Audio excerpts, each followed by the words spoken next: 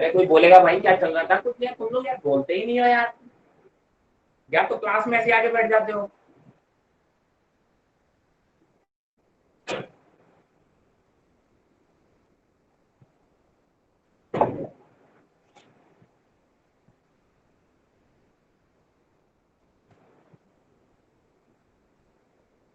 अरे क्लास में कोई है, कोई बैठा है क्लास में कि नहीं बैठा, पहले मुझे ये बता दो।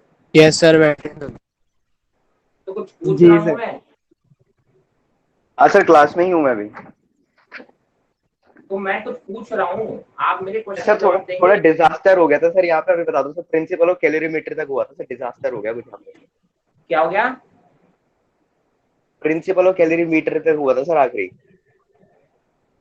चलिए, तो अभी तक हमने बात की थी कि सर अगर किसी बॉडी का टेम्परेचर अगर चेंज करना है तो कितना अमाउंट ऑफ हीट देना पड़ेगा, that we have already found by using the formula Q equal to mc delta T। Correct. Sir अगर आपको पता है सैंपल का टेम्परेचर मुझे बढ़ाना है तो कितना अमाउंट ऑफ हीट इसको देना पड़ेगा। अब मैंने बात की थी कि सर अगर आपको हीट देते हैं तो जनरली दो प्रोसेस होता है, या तो बॉडी का टेम्परेचर बढ़ता है या फिर आप बोलेंगे कि सर बॉडी का क्या होता है, स्टेट चेंज होता है, किसी भी सब्सटेंस का स्टेट चेंज होता है, राइट।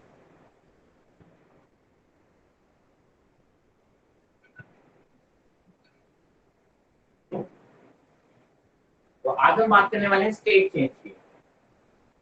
अब स्टेट चेंज में दो टाइप से होता है मेनली। एक होता है आप बोलते हो फ्रीजिंग और मेल्टिंग,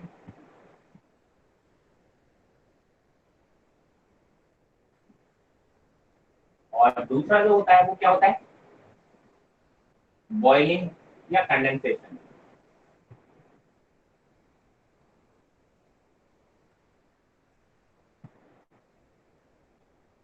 भाई एक सॉलिड लिक्विड कन्वर्जन होता है, सॉलिड से लिक्विड या लिक्विड से सॉलिड, और एक कन्वर्जन होता है लिक्विड और गैस, राइट। आप अगर सॉलिड को एनर्जी दोगे, एनर्जी देने से मॉलिक्यूल्स दूर दूर भागते हैं, मतलब वो सॉलिड से लिक्विड में कन्वर्ट हो सकता है। और अगर आप लिक्विड से एनर्जी को खींचोगे, एनर्जी रिलीज होगी, रिलीज मतलब क्यू नेगेटिव आएगा, ठीक है। तो आप बोलोगे कि सर वो लिक्विड से सॉलिड में कन्वर्ट होगा। The same process happens at the boiling as well. अगर आप लिक्विड को एनर्जी देते जाओगे तो वो एक टाइम के बाद वेपर में कन्वर्ट हो जाएगा, गैस में कन्वर्ट हो जाएगा। और अगर आप गैसियस जो स्टीम है या जो गैसियस फॉर्म है उसमें से एनर्जी खींचोगे तो वो किस में कन्वर्ट हो जाएगा, लिक्विड में कन्वर्ट हो जाएगा, राइट। तो आप बोलते हो सबसे पहले एक चीज डिफाइन होती है latent heat.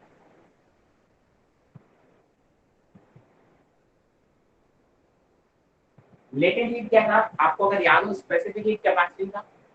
What was specific heat capacity? It is basically आप बोलोगे कि sir the amount of heat required, right. वहां पे क्या था, 1 ग्राम ऑफ सब्सटेंस का टेम्परेचर 1 डिग्री सेल्सियस से बढ़ाने के लिए जो अमाउंट चाहिए होता था उसको हम बोलते थे स्पेसिफिक कैपेसिटी। यहाँ पे लेटेंट हीट क्या है कि सर 1 ग्राम सब्सटेंस को एक स्टेट से दूसरी स्टेट में कन्वर्ट करने के लिए कितनी अमाउंट ऑफ हीट चाहिए, that is called latent heat. ध्यान सुनना, यूनिट मास, 1 यूनिट मास को कन्वर्ट करने के लिए कितना अमाउंट चाहिए, 1 ग्राम को कितना चाहिए, वो कहलाएगा लेटेंट हीट। अब लेटेंट हीट दो होती है, इसके लिए होता है लेटेंट हीट ऑफ फ्यूजन।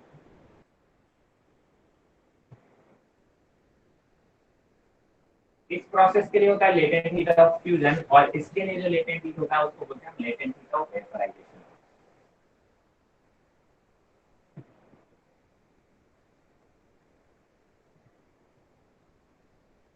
ठीक है।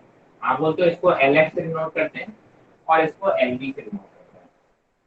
अब आप सीधी सी बात है कि सर यहाँ पे आप बात करो कि सर 1 ग्राम सब्सटेंस के लिए कन्वर्जन करने के लिए आपको कितनी एनर्जी चाहिए, एल एल के बराबर चाहिए। आप बोलोगे 10 ग्राम को कन्वर्ट करने के लिए कितनी चाहिए, आप बोलोगे 10 × एल चाहिए। आप बोलोगे एम ग्राम को कन्वर्ट करने के लिए कितनी चाहिए, आप बोलोगे सर एम इंटू एल चाहिए, राइट। यही बोलोगे ना। तो बेसिकली आप यही बोलोगे Q is equal to M into L. The amount of heat required to change m gram of substance from one state to another is equal to m into n। अगर मैंने कहा सर मेरे पास m gram water है इस water को मुझे convert करना है स्टीम में, ये ऑलरेडी बॉइलिंग पॉइंट पर है। देखो टेम्परेचर बढ़ेगा तो आप बोलोगे कि अगर 100 डिग्री सेल्सियस से नीचे टेम्परेचर है वाटर का, तो अगर आप हीट दोगे तो टेम्परेचर बढ़ेगा। कौन सा फॉर्मूला आएगा? mc डेल्टा टी वाला। आप 100 डिग्री सेल्सियस पे पहुंच गए हो, अब अगर आप उसको और हीट दोगे तो टेम्परेचर नहीं बढ़ेगा, अब स्टेट कन्वर्जन होगा। तब कौन सा फॉर्मूला यूज होगा? ये, राइट। तो आप एनर्जी आप बोलोगे एम मास वाटर को पूरा कन्वर्ट करना है स्टीम में, तो आप क्या बोलोगे? कितना अमाउंट ऑफ हीट चाहिए उसका? m into l। ठीक है, वहां पे l कौन सा? l v आ जाएगा, लेटेंट ऑफ वेपराइजेशन। आइस को अगर आपको वाटर में कन्वर्ट करना है ग्राम को, तो कितनी हीट देनी पड़ेगी? आप बोलोगे m into l। वहां पे l कौन सा आ जाएगा? l latent heat of fusion आ जाएगा। अब ध्यान रखना कि सर जो वाटर के लिए हम बात करें, वाटर या आइस के लिए जो LF होता है वो होता है 80 कैलोरी पर ग्राम। ठीक है, इसका मतलब क्या है कि सर हर 1 ग्राम आइस को 1 ग्राम वाटर में कन्वर्ट करने के लिए सेम टेम्परेचर बात है 0 डिग्री सेल्सियस। एक 0 डिग्री सेल्सियस पे आपने आइस ले रखी है, 1 ग्राम आइस को 1 gram water 0 degree Celsius convert करने के लिए कितनी एनर्जी देनी पड़ती है? 80 कैलोरी। यही आप बोलोगे कि अगर एक ग्राम वाटर है कितने टेम्परेचर पे? 0 डिग्री सेल्सियस पे, तो उससे आपको कितनी एनर्जी आप खींचोगे कि वो किसमें कन्वर्ट हो जाएगा? सॉलिड में, मतलब आइस में कन्वर्ट हो जाएगा। तो दैट इज 80 कैलोरी। हर ग्राम के लिए 80 कैलोरी एनर्जी का आदान प्रदान चाहिए होगा, राइट। सिमिलरली अगर मैं स्टीम के लिए या वाटर के लिए लिखूं,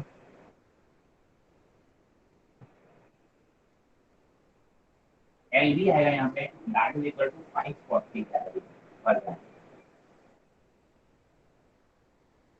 मतलब अगर मेरे पास ऑलरेडी 1 ग्राम वाटर है 100 डिग्री सेल्सियस पे, किस पे? 100 डिग्री सेल्सियस पे, उसको आपको कन्वर्ट करना है किसमें? स्टीम में। तो कितनी एनर्जी देनी पड़ेगी? 540 कैलोरी एनर्जी देनी पड़ेगी, तब वो 1 ग्राम वाटर जो ऑलरेडी 100 डिग्री सेल्सियस पे था वो अब स्टीम में कन्वर्ट हो जाएगा, क्योंकि ऑलरेडी 100 डिग्री सेल्सियस पर। ठीक है, एंड आपका बेसिक क्वेश्चन होता है कि सर 100 डिग्री सेल्सियस वाटर और 100 डिग्री सेल्सियस स्टीम दोनों का टेम्परेचर सेम है, बट स्टीम से आप बोलते हो ज्यादा जलते हैं, ज्यादा बर्न होते हैं, जबकि वाटर से ऐसा नहीं होता। उसका रीजन यही है क्योंकि अगर हम 1 ग्राम या कोई भी बोले, वाटर की बात करो या स्टीम की बात करो, दोनों का टेम्परेचर सेम होगा, लेकिन किसके पास एनर्जी ज्यादा है? स्टीम के पास एनर्जी ज्यादा है। जब आपने वाटर को हर ग्राम में इतनी एनर्जी एक्स्ट्रा दी है, तब वो स्टीम में कन्वर्ट हुई है। मतलब वाटर को 100 डिग्री सेल्सियस पे रखो और स्टीम को 100 डिग्री सेल्सियस पे रखो, एनर्जी किसके पास ज्यादा है? स्टीम के पास ज्यादा है, इसीलिए आप स्टीम से ज्यादा तेजी से जलते हो। जबकि सेम डिग्री के सेम टेम्परेचर के वाटर से आप उतना ज्यादा नहीं जलोगे, जलोगे तो उससे भी, बट आप बोलोगे रिलेटिवली आप स्टीम से ज्यादा जलेंगे। तो ये क्वेश्चन भी कई बार पूछा जाता है। तो I hope this is very clear. ये होता है स्टेट कन्वर्जन। ठीक है, इसका एक क्वेश्चन कर लेते हैं and then we will move forward. Screenshot ले लो, अगर कोई डाउट हो तो पूछ लो।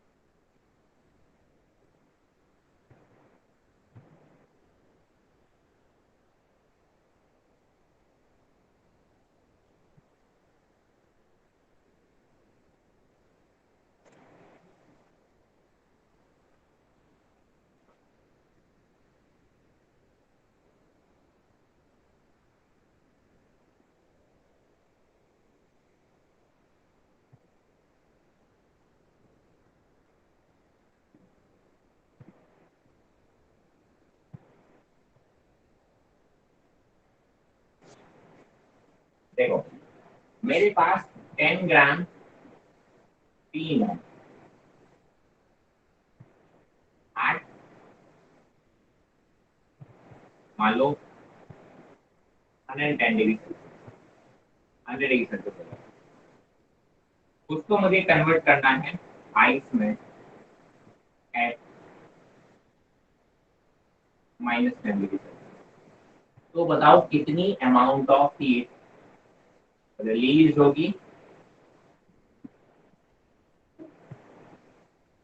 चलो आप लोग एक बार ट्राई कर लो, 2 मिनट दे रहा हूँ, फिर उसके बाद मैं सॉल्व कराऊंगा. We have got 10 gram of steam at 100 degrees Celsius.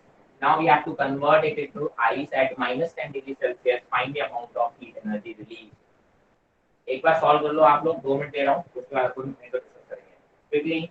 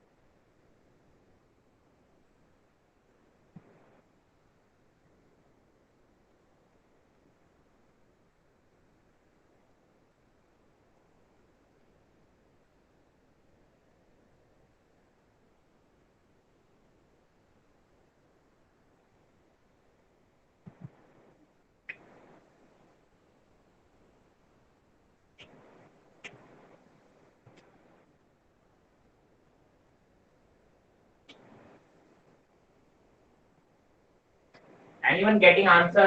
किसी को लगता है मेरा आंसर आ जाएगा तो मैं वेट करूँ, अदरवाइज आगे बढ़े.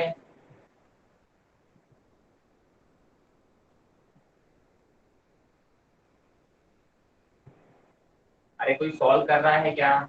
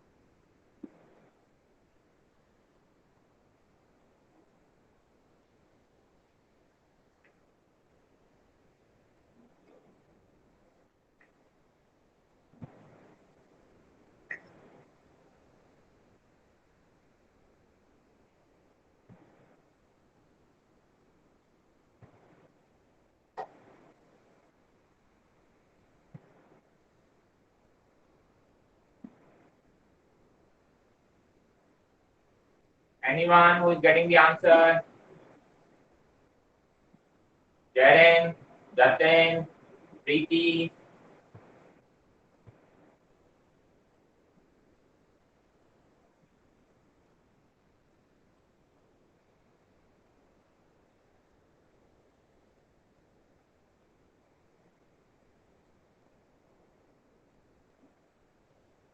अरे आ रहा है किसी का आंसर? वेट करूं कि आगे बढ़ूं?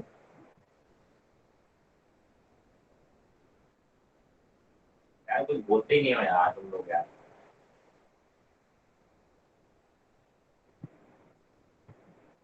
प्रीति.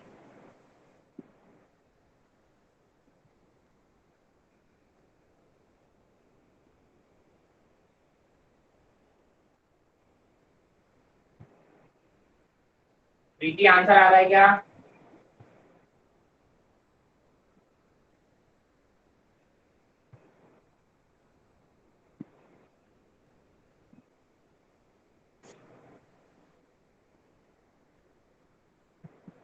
सेवन थ्री जीरो जीरो एक आंसर आया मेरे पास. 7300 क्या बेटा?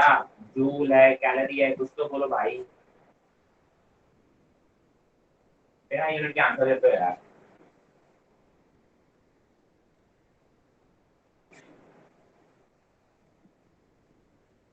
देखते हैं, एक आंसर आया मेरे पास 7300 कैलोरी. दूसरा कोई आंसर? 5700 कैलोरी हार्ट से.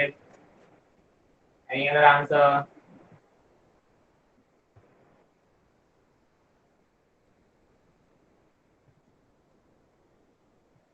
चलो लेट्स सी दैट. देखो कैसे करते हैं। जतिन इज सेइंग 7200 योगिता 5700, दो आंसर सिमिलर आ रहे हैं, तो चलो देखते हैं। मैंने कहा देखो क्या करोगे, आपके पास 10 ग्राम स्टीम है, उसका टेम्परेचर कैसा है 100 डिग्री। अब अगर आप हीट रिलीज करोगे तो सबसे पहले देखो इसमें से अगर आप हीट खींचोगे तो क्या होगा, 100 डिग्री सेल्सियस से नीचे स्टीम एग्जिस्ट नहीं कर सकती। इसका मतलब यहाँ पे स्टेट चेंज होगा, तो जो एनर्जी रिलीज होगी that will be equal to m into L. आप बोलोगे 10 ग्राम इंटू एल की वैल्यू कितनी है, 540 कैलोरी पर ग्राम, ये हो जाएगा 540 कैलोरी पर ग्राम। सॉल्व करोगे तो ये आ रहा है आपका 5400 कैलोरी, ये रिलीज होगी। इसका मतलब आपको क्या बन गया, अब ये वाटर में कन्वर्ट हो गया, बट इसका टेम्परेचर कितना है, अभी तो 100 डिग्री सेल्सियस थी। अब इसमें से और एनर्जी रिलीज कराओगे तो अब 100 डिग्री सेल्सियस वाटर का टेम्परेचर गिरना चालू होगा। टेम्परेचर गिरना चालू होगा तो टेम्परेचर कितना होगा, आप बोलोगे सर Q2 बोल दिया, आप बोलोगे MC डेल्टा टी। कहाँ तक टेम्परेचर लेके जाओगे, जीरो तक। आइस में कन्वर्ट करना है तो पहले जीरो तक लेके जाओगे, तो आप बोलोगे ये वैल्यू कितनी आएगी 10, टी की वैल्यू है 1, डेल्टा टी की वैल्यू है 100। ठीक है, तो आप बोलोगे कितना आ जाएगा 1000 कैलोरी। इसके बाद आपको क्या मिल गया, अब आपका मतलब 10 ग्राम आइस सॉरी वाटर आ गया, वाटर एट 0 डिग्री सेल्सियस। अभी तो टेम्परेचर चेंज हुआ है तो आप बोलोगे 0 डिग्री सेल्सियस पे आ गया। अब आप बोलोगे जब मेरे पास 10 ग्राम वाटर आ गया है, ठीक है, एट 0 डिग्री सेल्सियस, अब और एनर्जी रिलीज कराओगे तो टेम्परेचर चेंज तो नहीं हो सकता, किस में कन्वर्ट होगा, आइस में कन्वर्ट होगा, और फॉर्मूला जो लगेगा वो लगेगा m into L F, and that is equal to 10 into 80, that is 800 calories। अब आपको मिल गई है 10 gram ice eight 0 degree Celsius. आपको चाहिए -10 डिग्री सेल्सियस पे, मतलब टेम्परेचर को और डिक्रीज करना है और एनर्जी रिलीज करना है, तो फिर से फॉर्मूला क्या रहेगा mc डेल्टा टी, और वैल्यू आएगी 10 इंटू सी की value 1 delta T, sorry C. Ice के लिए जो सी होता है वो 1/2 होता है, ध्यान रखें। वाटर के लिए होता है 1 कैलोरी पर ग्राम पर डिग्री सेल्सियस, आइस के लिए होता है 0.5। आइस के लिए कितना होता है 0.5 कैलोरी पर डिग्री सेल्सियस पर ग्राम। डेल्टा टी 0 से -10 तक लेके आना, मतलब 10 डिग्री सेल्सियस का चेंज है। सॉल्व करोगे तो ये कितना आ गया 50 कैलोरी। सारी ऐड कर दो, इसको ऐड कर दो, इसको ऐड कर दो, इसको ऐड कर दो, कितना आ रहा है देख लो आप।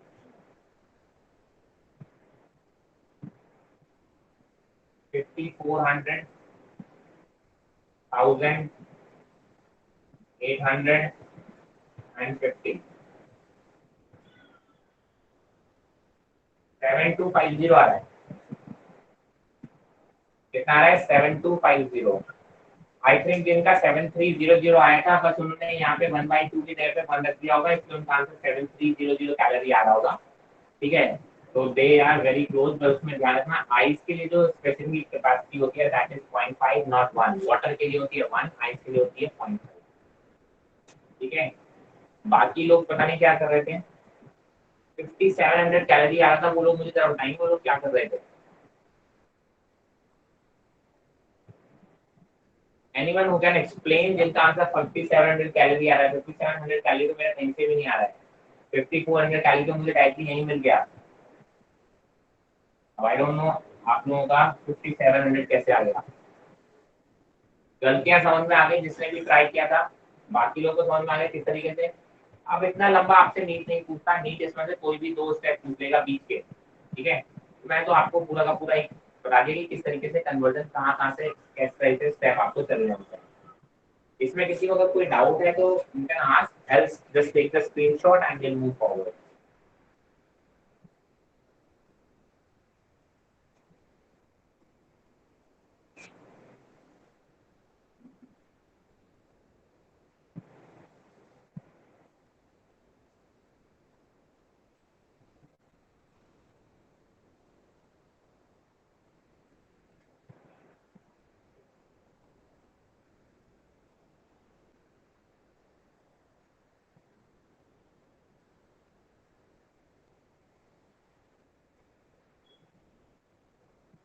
चलो, मेरे को ये बातें हुई आपकी बेसिकली कैलोरीमेट्री की, ठीक है। पहले आपने पढ़ा कि सर टेम्परेचर बढ़ाने से एक्सपेंशन होता है, तो कितने टेम्परेचर बढ़ाने से कितना एक्सपेंशन होगा।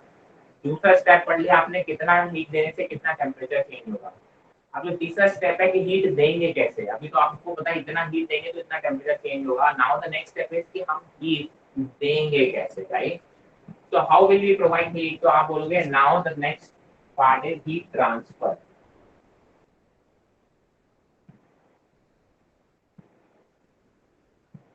अब हीट ट्रांसफर करने के तीन बेसिक मेथड्स होते हैं जिसको हम बोलते हैं, सबको पता है, ये कंडक्शन,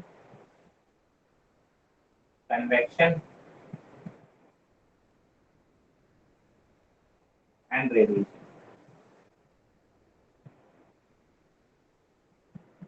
ठीक है, इनमें से आपके सिलेबस में ये दोनों ज्यादा डिटेल में पढ़ने हैं, इसके वजह से वो ज्यादा बातें नहीं करेंगे। पहले तो हम तीनों मेथड्स का डिफरेंस समझ लेते हैं। What is conduction, what is convection and what is radiation. Conduction का मतलब क्या हो गया कि सर आप बोलोगे सर आप किसी बॉडी का एक साइड पे हीट प्रोवाइड करोगे, वो बॉडी के मॉलिक्यूल्स अपने बगल वाले मॉलिक्यूल्स को हीट ट्रांसफर करेंगे, वो बगल वाले को करेंगे। तो ऐसे हीट इधर से इधर, इधर से इधर, इधर हीट ट्रांसफर होती रहेगी, but actual movement of the particles नहीं होगा। ध्यान रखिएगा, कंडक्शन में कोई भी actual movement of the medium particle नहीं होगा। मैंने कहा फॉर एग्जांपल ये कंडक्टर्स में होता है, केवल मेटल्स में होता है, राइट। एक एंड को आप गर्म करोगे, दूसरा एंड भी आपको गर्म लगने लगता है। जैसे होता है ना, जब आप कुकिंग कर रहे होते हो तो अगर आपने एक स्टील स्पून ले रखा है, मेटल का कोई स्पून ले रखा है, तो आप यूज करते करते आपको यहाँ हैंडल भी गर्म लगने लगता है। तो that is because of the conduction. Heat इसको इस एंड को मिल रही है, बट हीट वो ट्रांसफर करते चले जा रहे हैं और पीछे तक पहुंच रही है। पूरे स्पून में कोई भी पार्टिकल अपनी जगह नहीं छोड़ता है, ध्यान रखेंगे। There is no actual movement of the medium particle, that is called conduction. ठीक है, नेक्स्ट इज कन्वेक्शन। कन्वेक्शन का एग्जांपल है सर, आप अगर आग के काफी दूर भी खड़े हो तो भी आपको आग की गर्माहट हीट फील होने लगती है। तो कन्वेक्शन में बेसिकली क्या होता है कि कन्वेक्शन में आप बोलेंगे कि इसमें एक्चुअली मीडियम पार्टिकल्स खुद हीट को लेते हैं और ट्रैवल करके इधर से उधर ट्रांसफर करते हैं। फॉर एग्जाम्पल, कहीं दूर जब आग जल रही होती है तो आसपास के जो एयर पार्टिकल्स होते हैं वो हीट को एब्जॉर्ब करते हैं और वो हीट को लेके आपके पास तक ट्रैवल करके आते हैं। खुद पार्टिकल्स उड़ते हुए हवा के साथ आते हैं और आपके बॉडी को वो हीट ट्रांसफर करते हैं।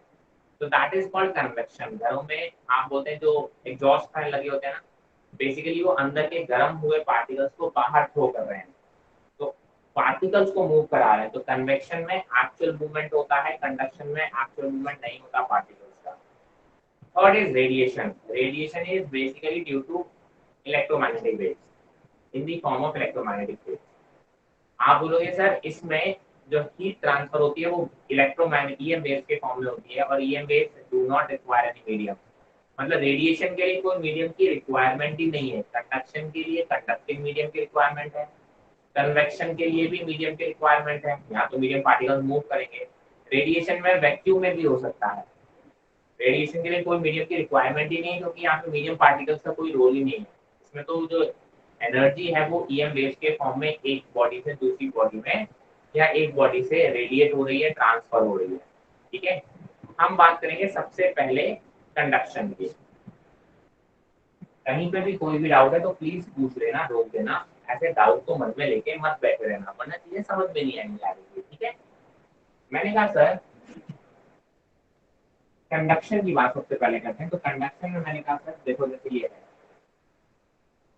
ये एक कंडक्टिंग रॉड है। आपने बोला कि सर इस कंडक्टिंग रॉड के एक एंड पे टेम्परेचर की वैल्यू आपने T1 मेंटेन कर रखी है और दूसरे एंड पे आपने टेम्परेचर की वैल्यू T2 मेंटेन कर रखी है, डिग्री सेल्सियस, डिग्री सेल्सियस। देखो जब तक आप डेल्टा टी यूज होता रहेगा, ध्यान रखना, मैंने आपको पहले बताया डेल्टा टी मतलब चेंज इन टेम्परेचर, तो वैल्यू केल्विन में रखो या डिग्री सेल्सियस में रखो कोई फर्क नहीं पड़ता। बट जब एब्सोल्यूट टेम्परेचर आने लगेंगे, अगले पार्ट में आएंगे, तब आपको केल्विन में रखना पड़ेगा। इस चीज को ध्यान रखेंगे आप। चलिए, मैंने कहा सर अगर मान लो इस रॉड की लेंथ है एल, इसका अगर एरिया ऑफ क्रॉस सेक्शन है ए, तो आप बोलोगे जो हीट यहाँ से ट्रांसफर होगी T1 डिग्री सेल्सियस से T2 डिग्री सेल्सियस के बीच में जो अमाउंट ऑफ हीट ट्रांसफर होगी उसका रेट dQ/dt जो बोलते हैं। इसको हम बोलते हैं रेट ऑफ हीट ट्रांसफर। क्या बोलेंगे हम? Rate of heat transfer.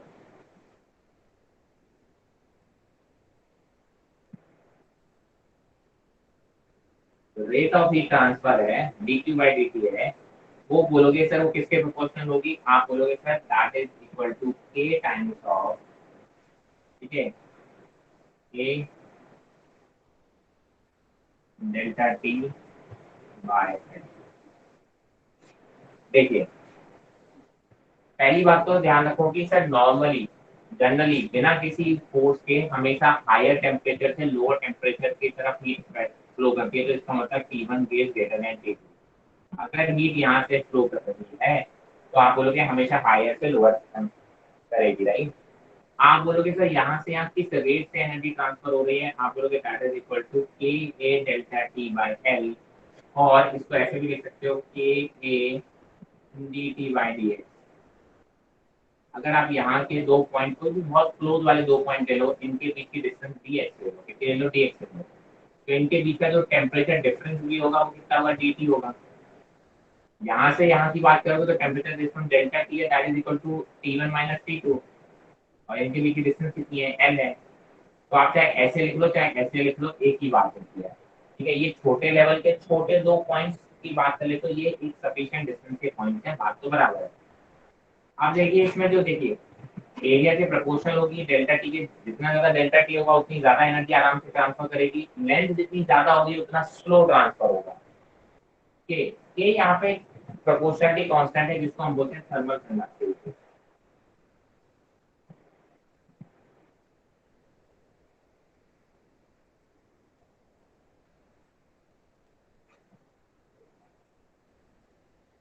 ठीक है, तो बेसिकली आप इसको बोलते हैं रेट ऑफ हीट ट्रांसफर, या फिर आप हीट करंट भी बोल सकते हैं, उसको क्या बोल सकते हैं? Heat current.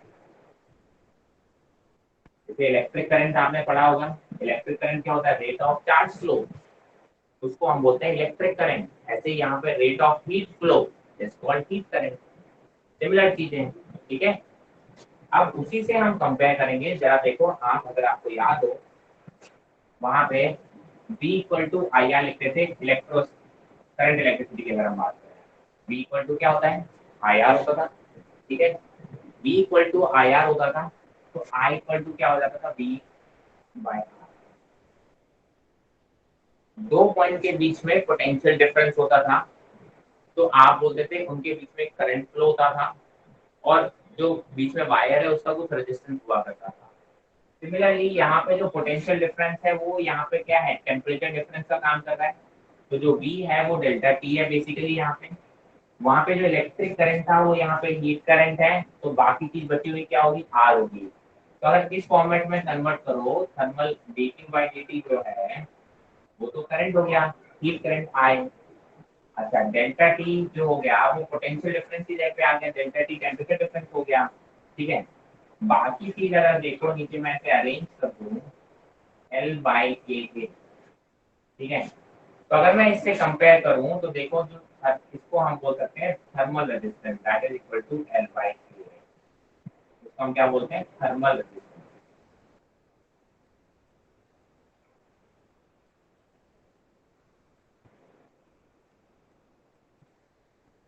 ठीक है। हम इसको क्या बोल सकते हैं? थर्मल रेजिस्टेंस बोल सकते हैं, कंपेयरिंग विद इलेक्ट्रिक रेजिस्टेंस, जो इलेक्ट्रिकल रेजिस्टेंस था उससे कंपेयर करके, राइट। तो इस तरीके से हम वैल्यूज निकाल सकते हैं, ठीक है। जैसे हम वहाँ पे सर्किट सॉल्व करेंगे आगे जाके रेजिस्टेंसेस वगैरह फाइंड आउट करते हैं, सेम तरीके से यहाँ पे भी रेजिस्टेंस उसी तरीके से फाइंड आउट करेंगे। जैसे वहाँ इलेक्ट्रिक करंट फाइंड आउट करते हैं, यहाँ पे थर्मल करंट हम फाइंड आउट कर सकते हैं। जैसे वहाँ पे जंक्शन लॉ लगाते थे, यहाँ पे भी हम उसी तरीके से जंक्शन लॉ लगा सकते हैं, ठीक है। मैं जंक्शन लॉ का एग्जाम्पल देख लेते हैं, ठीक है। इसमें किसी को कोई दिक्कत है तो बता दो। Any doubts? Else take the screenshot and will move forward.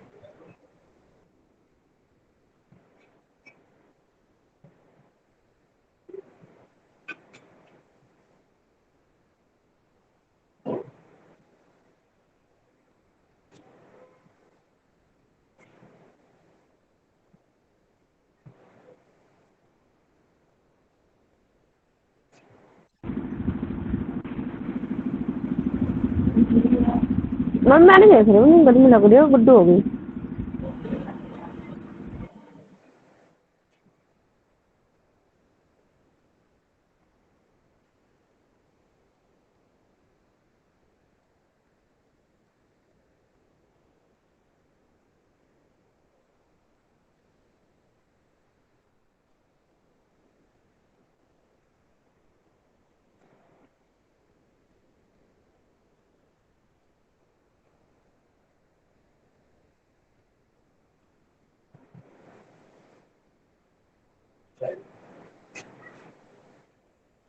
मैंने कहा देखो मान लो ये 3 रॉड हैं,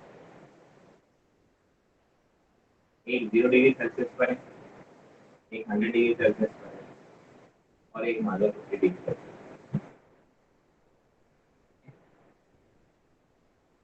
यहाँ पे इसकी लेंथ, तीनों इसकी लेंथ है एल,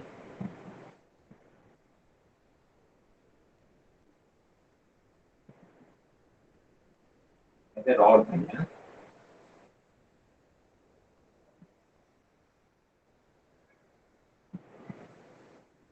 इसकी लेंथ है एल, कंडक्टिविटी है के और area cross section is a. यहाँ पे आप बोलोगे लेंथ इसकी भी एल है, कंडक्टिविटी है 2k और area cross section is a. And इसकी बात कर लो, इसकी एल है एल, कंडक्टिविटी इज 2k और एरिया क्रॉस सेक्शन इज 2। मुझे जंक्शन का टेम्परेचर चाहिए, ध्यान से सुनिए। 3 अलग अलग रॉड हैं, उनका मैंने स्पेसिफिकेशन दे रखा है, आपको अलग अलग टेम्परेचर दे रखे हैं, तो आप क्या बोलोगे सर मुझे क्या चाहिए, जंक्शन का टेम्परेचर चाहिए। अब देखिए आप एक चीज ध्यान रखिए कि भाई साहब इस जंक्शन में जितनी एनर्जी आएगी उतनी एनर्जी चली जाएगी। इस जंक्शन पे कोई एनर्जी स्टोर नहीं होगी और कोई एनर्जी क्रिएट नहीं होगी, ठीक है। तो जितनी एनर्जी इस जंक्शन की तरफ फ्लो की आएगी उतनी ही एनर्जी आप बोल सकते हो कि दूर चली जाएगी।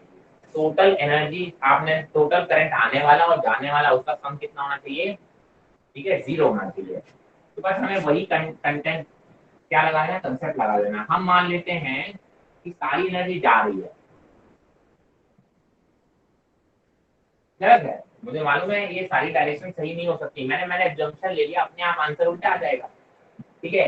तो मैंने कहा मान लिया ये कब पॉसिबल है, यहाँ से जाता हुआ आपने मुझे इसको I1 बोल दिया, इसको I2 बोल दिया और इसको I3 बोल दिया। तीनों करंट बाहर की तरफ जा रहे हैं जो कि पॉसिबल नहीं है, कहीं ना कहीं से आता हुआ होगा और कुछ डायरेक्शन में जाता हुआ होगा। मैंने एजम्पशन ले लिया, एजम्पशन लेने में कोई बुराई नहीं है। मैंने कहा जब भी इस टाइप का क्रॉस हो मैं जंक्शन के टेम्परेचर को हाईएस्ट मान लूंगा, मतलब ये हाईएस्ट तो टेम्परेचर फ्लो करा रहा होगा, इधर फ्लो करा रहा होगा, इधर फ्लो करा रहा होगा, अपने आप आंसर उल्टे आ जाएंगे, कोई दिक्कत नहीं है। तो मैंने कहा था सर देखो इसमें जो I1 आएगा तो I1 plus I2 plus I3 की वैल्यू कितनी होनी चाहिए, 0। टोटल इनकमिंग टोटल आउटगोइंग का सम कितना होना चाहिए, 0, क्योंकि भाई साहब बाहर से तो कुछ आ नहीं रहा है, जो आ रहा है वही चला जा रहा है। तो total sum of all the current should be 0, total sum of all the energy at the junction is 0। Junction पे कोई एनर्जी स्टोर नहीं हो रही है, जितनी एनर्जी आएगी उतनी चली जाएगी। अगर आने वाले को आप प्लस बोलोगे तो जाने वाले को माइनस बोलोगे, तो टोटल हाफ टू बी 0। तो मैंने कहा I1 की वैल्यू क्या लिखोगे, आप बोलोगे I1 is delta T, T minus 0 upon R1। अच्छा R1 R2 अलग से निकाल लो, इसके रेजिस्टेंस को आप R1 बोल दो। R1 की वैल्यू कितनी होगी, L बाई के, अभी निकाला हमने फॉर्मूले से। इसको आप R2 बोल दो, R2 की वैल्यू कितनी होगी, L अपॉन के की वैल्यू यहाँ पे 2k है इंटू 2a, ठीक है।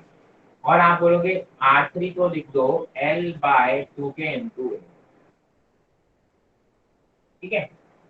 अब जरा देखो इसको थोड़ी देर के लिए मैं एजम्पशन ले लेता हूँ, ये R है, ठीक है, ये कितना है L बाय 4ka, इसको मैं R अज्यूम कर लेता हूँ। अगर ये R है तो ये 4R है,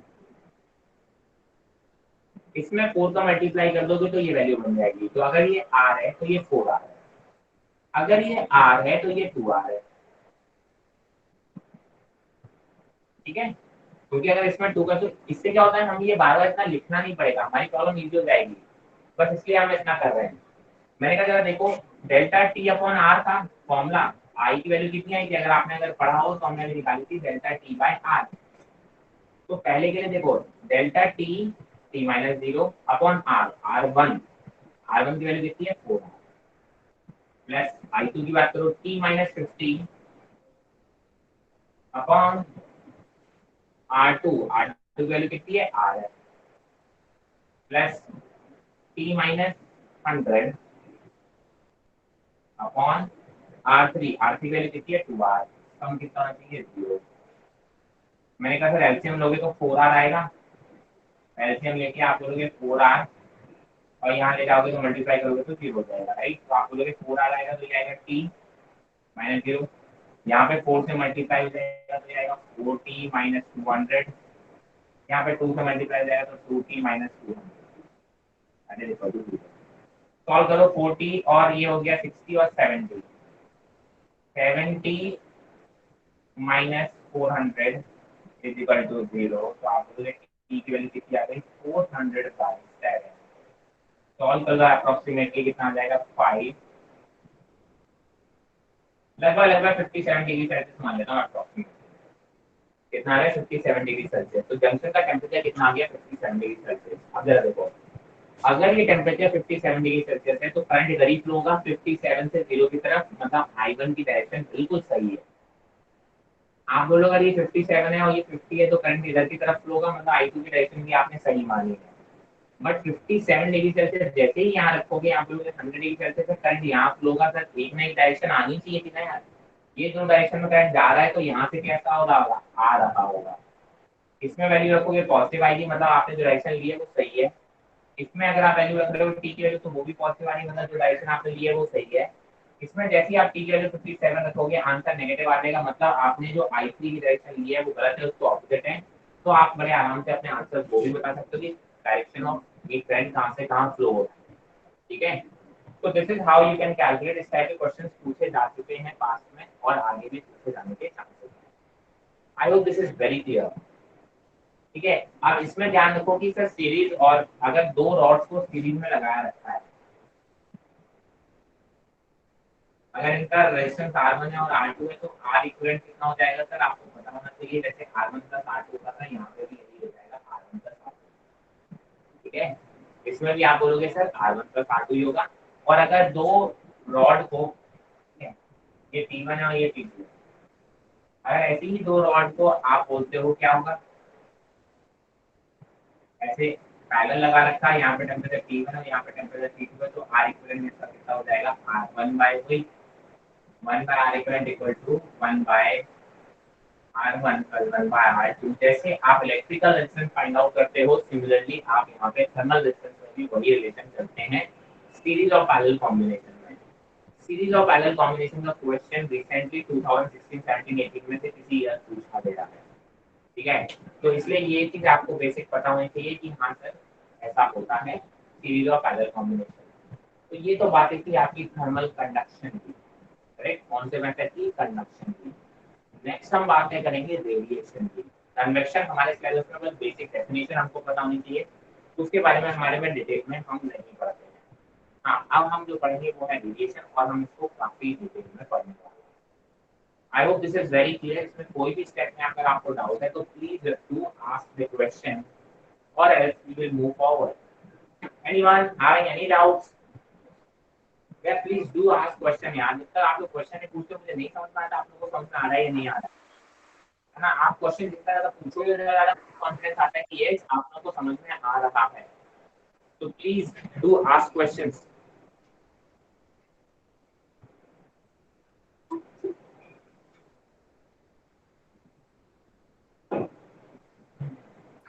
सर वो ना स्क्रीन बार बार अटक जा रही है बीच बीच में। क्या हो गया बेटा? अटक जा रही है सर स्क्रीन बीच बीच में बार बार। आप तो क्या करो, अभी तो सही आनी चाहिए, अभी तो स्पीड सही आ रही है। हो सकता है कि आपके एंड पे इशू आ रहा हो, है ना सचा? तो रीजॉइन करके देखता हूँ सर मैं। कोई दिक्कत नहीं, है ना? बाकी लोगों को क्लियर आ रही है? सर बीच बीच में होती है थोड़ी दिक्कत।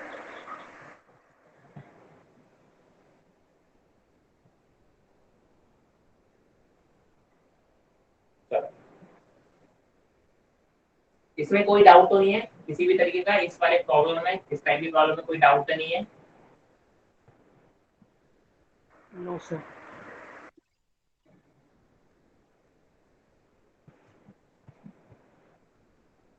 चलिए स्क्रीन शॉट लें, ठीक है, और फिर आगे बढ़ते हैं।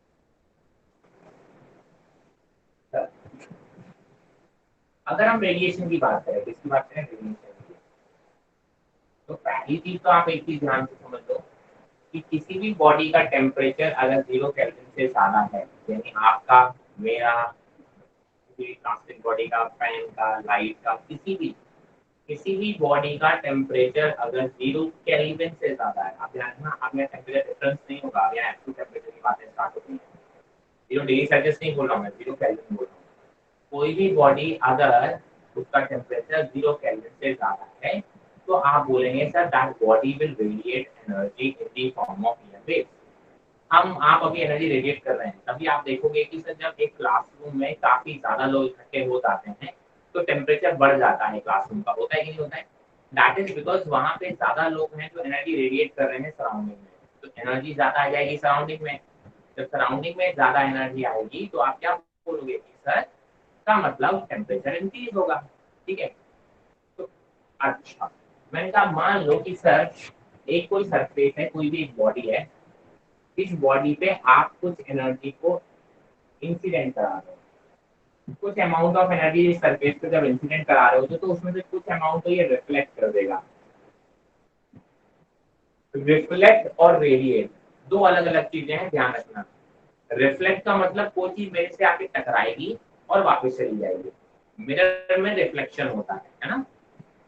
रेडिएट का मतलब क्या है, एनर्जी मेरे ऊपर आ रही है या नहीं आ रही उससे मतलब नहीं है, मेरी बॉडी से एनर्जी अपने आप निकल रही है, उसको हम बोलते हैं रेडिएट। तो रिफ्लेक्ट और रेडिएट में लोग कंफ्यूज हो जाते हैं, तो थोड़ा सा ये चीज क्लियर रखेंगे।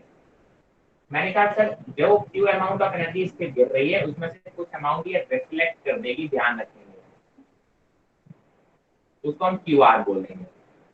कुछ एनर्जी ये ट्रांसमिट कर देगी और कुछ एनर्जी ये एब्जॉर्ब कर लेगी। जब भी आप कोई अमाउंट ऑफ एनर्जी किसी सरफेस पे गिराते हो, जनरली उसके साथ ऐसा ही होता है, some amount it reflects, some amount it transmits, some amount it absorb. अब क्या होता है, इसके लिए कुछ टर्म डिफाइन होती है, एक होता है रिफ्लेक्टेंस। जो रिफ्लेक्टेंस होता है स्मॉल आर से डिनोट करते हैं, that is equal to amount of energy reflected upon total amount of energy incident. ऐसे आप बोलते हैं एब्जॉर्बटेंस।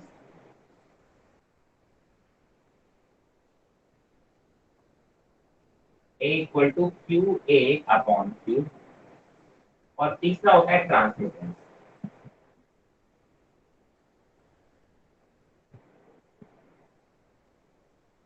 That is equal to Q T upon Q. ठीक है, ये तीन टर्म डिफाइन होते हैं।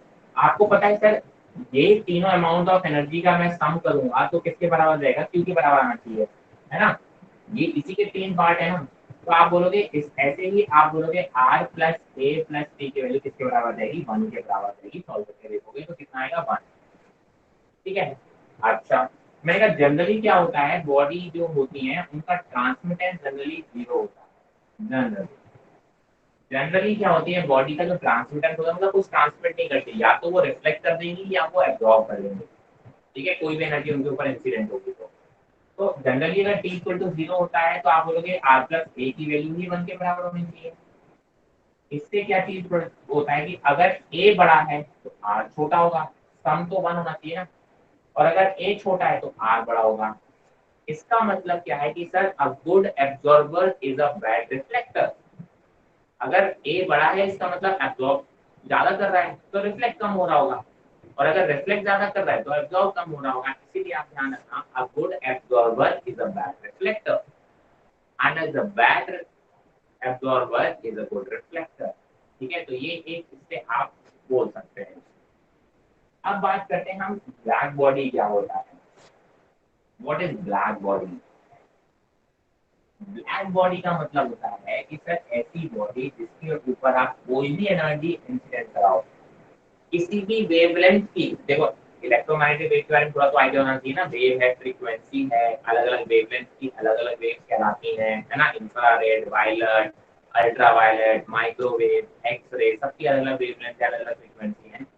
मैंने कहा सर किसी भी वेवलेंथ की आप वेव को मेरे ऊपर इंसिडेंट कराओ और अगर मैं सबको एब्जॉर्ब कर लूं तो मैं बोलूंगा मैं एक ब्लैक बॉडी हूँ, सारी एनर्जी मैं एब्जॉर्ब कर लूंगा।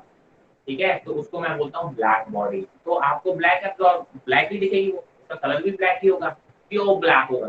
बिकॉज कोई भी चीज आपको कलरफुल दिख रही है तो बेसिकली क्या है, कुछ ना कुछ उस कलर की लाइट है वो इस बॉडी से आपके पास आ गई होगी वापस, ठीक है। तो आप बोलते हो कि सर अगर ब्लैक दिख रहा है इसका मतलब कोई भी कलर रिफ्लेक्ट होकर नहीं आ रहा है, सारी एनर्जी वो एब्जॉर्ब कर पा रही है, ठीक है। और जब उसका टेम्परेचर आगे जाके बढ़ जाएगा तो वो सारी की सारी वेवलेंथ की एनर्जी रेडिएट भी करेगी, रिफ्लेक्ट की बात नहीं कर रहा हूँ मैं, रेडिएट करेगी। तो ऐसी बॉडी जो सारी की सारी एनर्जी एब्जॉर्ब कर लेंगे, जो भी आप उसके ऊपर इंसिडेंट कराओगे, those bodies are called black bodies. Those bodies are called black bodies, and we are mainly talking about the black bodies in this chapter. सन को हम ब्लैक बॉडी मान के चलते हैं, कोई भी स्टार को हम ब्लैक बॉडी की तरह ट्रीट करके चलते हैं, ठीक है। चलिए, अब क्या होता है कि सर यहाँ पे आता है स्टेफन लॉ।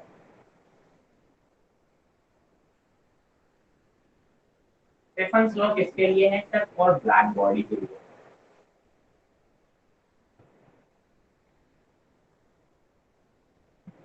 क्या बोलता है स्टेफन लॉ कि सर कोई भी ब्लैक बॉडी जो एनर्जी रेडिएट करती है, अब देखो अब ये रेडिएशन की बात होने लगी, रिफ्लेक्शन की बात नहीं हो रही है। अब ये बोलती है द पावर रेडिएशन। पावर का मतलब क्या होता है? dq by dt, है ना। Energy, rate of energy, rate of work is power. तो किस रेट से एनर्जी रेडिएट हो रही है, किस रेट से जो एनर्जी रेडिएट हो रही है उसको हम बोलते हैं पावर रेडिएशन। क्या बोलते हैं उसको? Radiation power. उसने बोला फॉर ए ब्लैक बॉडी जो रेडिएशन पावर होता है that is proportional to area. Surface area जितना ज्यादा होगा उतना ज्यादा रेडिएशन होगा, कॉमन सेंस की बात है यार। मेरा सरफेस एरिया ज्यादा होगा तो मैं ज्यादा अमाउंट ऑफ एनर्जी रेडिएट कर रहा हूँ, and is also proportional to T की पावर 4। उसने बोला कि मेरे बॉडी का टेम्परेचर अगर टी है तो मैं टी की पावर 4 के प्रोपोर्शनल होगा मेरा एनर्जी जो रेडिएट कर रहा हूँ मैं। अब यहाँ पे एब्सोल्यूट टेम्परेचर आ रहा है तो ध्यान रखना, एब्सोल्यूट टेम्परेचर मतलब केल्विन में रखा जाएगा। अगर इसी को प्रोपोर्शनलिटी साइन हटाएंगे तो आप बोलोगे तो radiated power is equal to sigma A T की पावर। ये सिग्मा इज स्टेफन लॉ,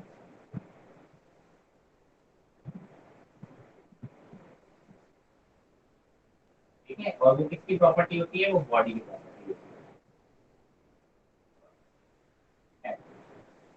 तो आपने बोला कोई भी जो ब्लैक बॉडी है उसका जो रेट ऑफ एनर्जी रेडिएशन है, पावर रेडिएशन है, वो किसके प्रोपोर्शनल है? मेनली एरिया के प्रोपोर्शनल है, एंड उसकी बॉडी के एब्सोल्यूट टेम्परेचर की पावर 4 के प्रोपोर्शनल है। मतलब इस रेट से वो बॉडी रेडिएट कर रही होगी, ब्लैक बॉडी कोई क्या कर रही होगी? एनर्जी रेडिएट कर रही होगी। This is only valid for black body, general bodies की बात नहीं कर रहा हूँ अभी, ये ब्लैक बॉडीज के लिए है। इसको हम बोलते हैं स्टेफन लॉ, ठीक है। इसमें कोई डाउट है पूछ सकते हैं, तो स्क्रीनशॉट लें फिर अपन आगे बढ़ेंगे।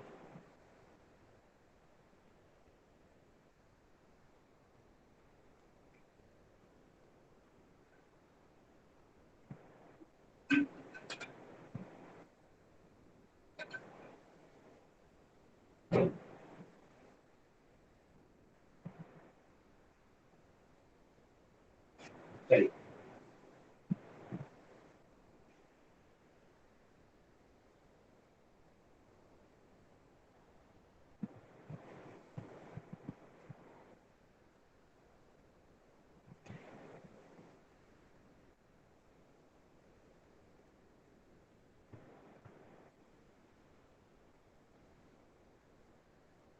अब आपने बोला सर ये तो ब्लैक बॉडी के लिए बात हो गई है ना, मैं तो जनरल बॉडी के लिए बात करनी है। तो जनरल बॉडी के लिए एक टर्म डिफाइन होती है जिसको हम बोलते हैं emissivity.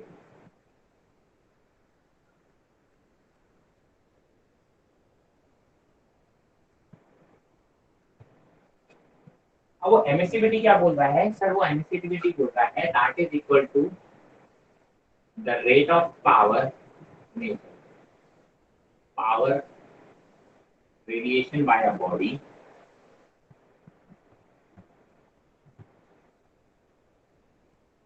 at temperature T upon power radiation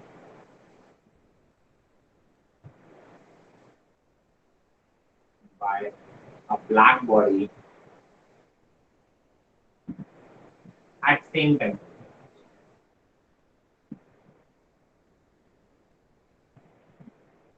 ठीक है, आप बोलते हो कि साइड का रेशो एक नॉर्मल बॉडी किसी टेम्परेचर पे क्या किस रेट से आप एनर्जी रेडिएट कर रही है, मतलब पावर रेडिएट कर रही है, अपॉन उसी टेम्परेचर पे अगर कोई ब्लैक बॉडी होगी तो किस रेट से एनर्जी रेडिएट कर रही होगी, that ratio is called emissivity of the body. ठीक है, मुझे power radiation by a black body at any temperature पता है, मुझे फाइंड आउट करना है power radiation by a body at the same temperature. तो अगर मैं इसको देखो यहाँ से मल्टीप्लाई कर दूं तो जो power radiated by normal body आएगा वो किसके बराबर आएगा, E into power radiated by a black body, जो कि अभी हम निकाल चुके हैं, that is equal to sigma A T की power 4। Now this is the power radiated by any general body. ये किसके लिए बात कर दी मैंने, एनी जनरल बॉडी के लिए बात कर दी, राइट। अभी तक हमने जो पढ़ा था वो केवल ब्लैक बॉडी के लिए था, अब ये आप बोलोगे सर ये किसी भी जनरल बॉडी के लिए हो गया। अच्छा, और ब्लैक बॉडी के लिए ई की वैल्यू कितनी होती है सर, वो होती है G1। ब्लैक बॉडी के लिए ई की वैल्यू 1 होती है। अगर ई की वैल्यू 1 रख दो तो देखो जैसे आप 1 रखोगे ये फॉर्मूला फिर से सिग्मा ए टी की पावर 4 बन जाएगा, जो कि ब्लैक बॉडी के लिए होता है। ई की वैल्यू 1 होती क्यों है, मैं देखो ई की वैल्यू 1 क्योंकि उसी बॉडी का रेशियो उसी बॉडी से ले रहे हो, यहाँ पे ये ब्लैक बॉडी आ जाएगा, यहाँ पे ब्लैक बॉडी आ जाएगा, कैंसिल आउट हो जाएगा, मतलब 1 आ जाएगा। तो फॉर अ ब्लैक बॉडी जो एमिसिविटी होता है वो ई की वैल्यू 1 होता है। तो this is the power rated by any body at a temperature T की पावर 4। तो आपको ये तो पता चल गया कि कोई भी बॉडी किसी जब उसका टेम्परेचर T है तो उस पे वो एनर्जी रेडिएट हो रही है वो किस रेट से कर रही है, that we can find using this temperature और by using this formula. Now अब एनर्जी अगर रेडिएट करेगी तो डेफिनेटली वो कूल डाउन होगी, एनर्जी रेडिएट करेगी तो क्या हो गया, कूल डाउन होगी। बट ध्यान रखो जिस टाइम पे वो एनर्जी रेडिएट कर रही होगी उसी टाइम पे कुछ एनर्जी वो दूसरी सराउंडिंग से एब्जॉर्ब भी कर रही होगी। तो जरूरी नहीं है कि वो रेडिएट होकर तुरंत की तुरंत पूरा कूल डाउन हो जाए। तो अब वही हमको फाइंड आउट करना है कि यार एनर्जी रेडिएट कितनी कर रही है और एब्जॉर्ब कितनी कर रही है, उसका डिफरेंस निकालना है। मैंने कहा सर किसी भी टेम्परेचर पे अगर एनर्जी रेडिएट एब्जॉर्ब, ये क्या है, power absorb, that is equal to a sigma a t ts की पावर 4, where ts क्या है सर, सराउंडिंग टेम्परेचर,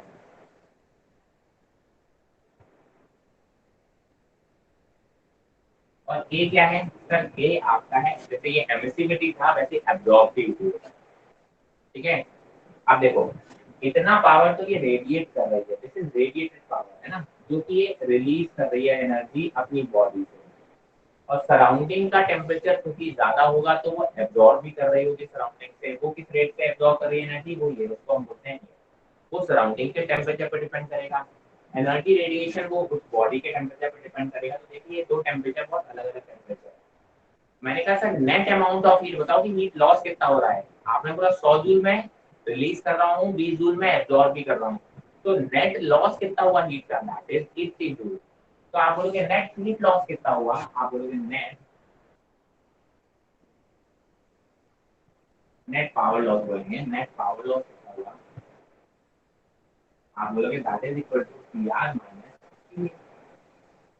ठीक है, सॉल्व करके देखोगे तो ये वैल्यू किसके बराबर आ जाएगी, जरा देखो सिग्मा ए, तो ऐसे आ जाएगा, आप बोलोगे ई इंटू टी की पावर 4 माइनस ए इंटू टी एस की power. This is net power loss, this is the net rate of heat loss. ठीक है, इसको आप क्या बोल सकते हो, net rate of heat loss. अब होता क्या है जनरली, जो बॉडी के लिए अगर हम बात करें किसी भी बॉडी के लिए, जो ई और ए की वैल्यू होती है वो सेम होती है। उस बॉडी के लिए जो एमिसिविटी होती है या एब्जॉर्बिविटी होती है, दोनों की वैल्यू कैसी होती है, सेम होती है। तो आप ई के बराबर ही ले सकते हो। तो जब मैं इसको ई और ए को एक ही लिख सकता हूँ तो कॉमन लूंगा, तो मेरे पास जो नेट हीट लॉस होगा वो लिखूंगा rate of heat loss. Rate of heat loss, power loss का मतलब क्या हो गया, रेट ऑफ हीट लॉस। आप उसे dx by dt या dq by dt भी लिख सकते हो। and that is equal to E sigma A T की power 4 minus Ts.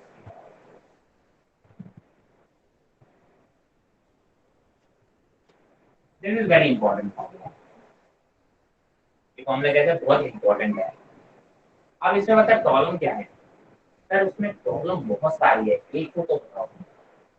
इसमें प्रॉब्लम बहुत सारी है, एक को तो बताओ. क्यों? सबसे पहले तो देखो, मैंने कहा सर प्रॉब्लम ये है कि यार ये टी की पावर 4 मेरे से सॉल्व नहीं होती, बहुत ज्यादा पावर है. ठीक है, या तो कुछ अप्रोक्सीमेशन से प्रॉब्लम थोड़ा सिंपल कर दो, एक चीज. ठीक है, पहली प्रॉब्लम तो ये हो गई. दूसरी, मैंने कहा मेरे पास एक मान लो चाय का कप है. अब वो चाय का कप आप बोलते हो सर मैंने इसका रेट हीट लॉस निकाल दिया, रेट ऑफ हीट लॉस मतलब 2 कैलोरी पर सेकंड ये रिलीज कर रही है. तो बताओ मैं कितनी देर बाद चाय पी लूं? मुझे क्या पता यार, वो एनर्जी इस रेट से कर रही है, मुझे नहीं मालूम ना कि कितनी देर बाद वो ठंडी हो जाएगी, पीने लायक हो जाएगी, क्योंकि मुझे ये नहीं मालूम उसके पास टोटल एनर्जी कितनी है. अरे इतनी एनर्जी पर सेकंड से मुझे नहीं मतलब है, मुझे तो ये बताओ कितना टेम्परेचर पर सेकंड डिक्रीज हो रहा है ना. क्योंकि टेम्परेचर में तो मैं डील कर सकता हूँ ना कि यार इतना टेम्परेचर हो तो चीज मैं खा पी सकता हूँ, अगर इतने ज्यादा टेम्परेचर तो मैं खा पी नहीं सकता. अरे एनर्जी से मुझे क्या पता है यार इसकी एनर्जी मेरे, क्योंकि एनर्जी तो अमाउंट पे भी डिपेंड करती है. एक छोटी सी चीज के पास ज्यादा एनर्जी है तो वो बहुत ज्यादा टेम्परेचर हो सकता है. वही एक बड़ी सी चीज के पास अगर एनर्जी थोड़ी हो, ज्यादा भी होगी तो भी हो सकता है उसका टेम्परेचर बहुत ज्यादा नहीं हो. तो एनर्जी लॉस मेरे मतलब की चीज नहीं है, मुझे तो टेम्परेचर लॉस बताओ. मुझे तो क्या बताओ, रेट ऑफ टेम्परेचर मतलब टेम्परेचर किस रेट से डिक्रीज हो रहा है, बस मुझे वो बताओ. दो प्रॉब्लम है, एक कि एनर्जी लॉस है, मुझे एनर्जी लॉस नहीं टेम्परेचर लॉस बताओ. रेट ऑफ कूलिंग बताओ, उस एनर्जी लॉस को आप क्या बोलते हो, रेट ऑफ कूलिंग बताओ.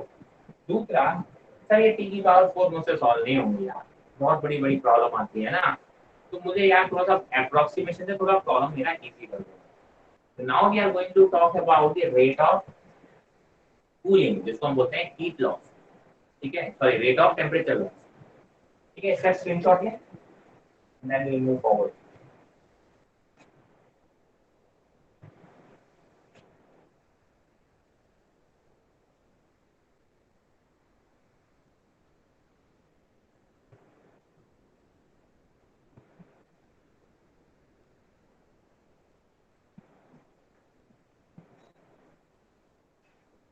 कोई डाउट है तो पूछ सकते हैं please.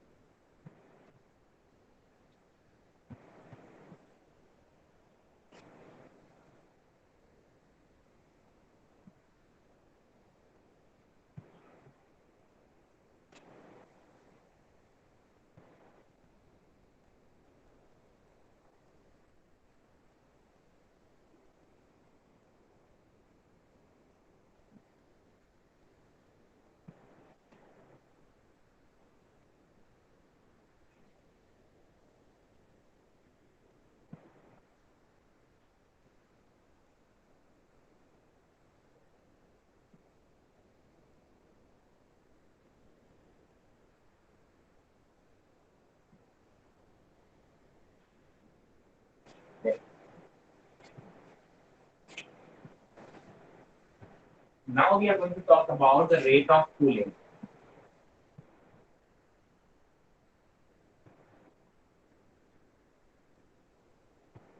That is dT by T minus dT by dt because temperature decrease हो रहा है ना, तो dt will be negative.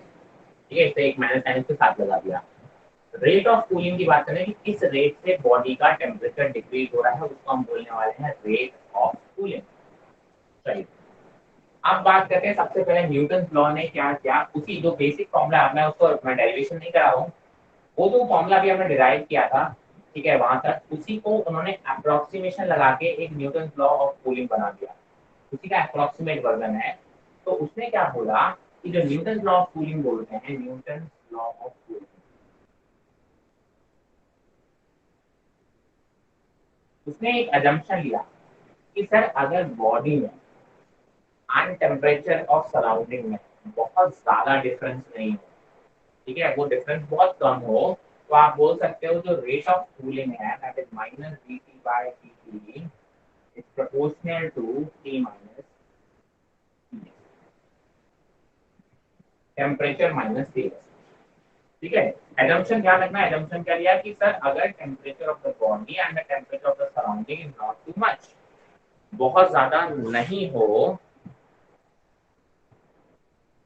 ठीक है, अगर temperature of surrounding and temperature of body में डिफरेंस बहुत ज्यादा नहीं हो, तो जो रेट ऑफ कूलिंग है that is proportional to T minus Ts।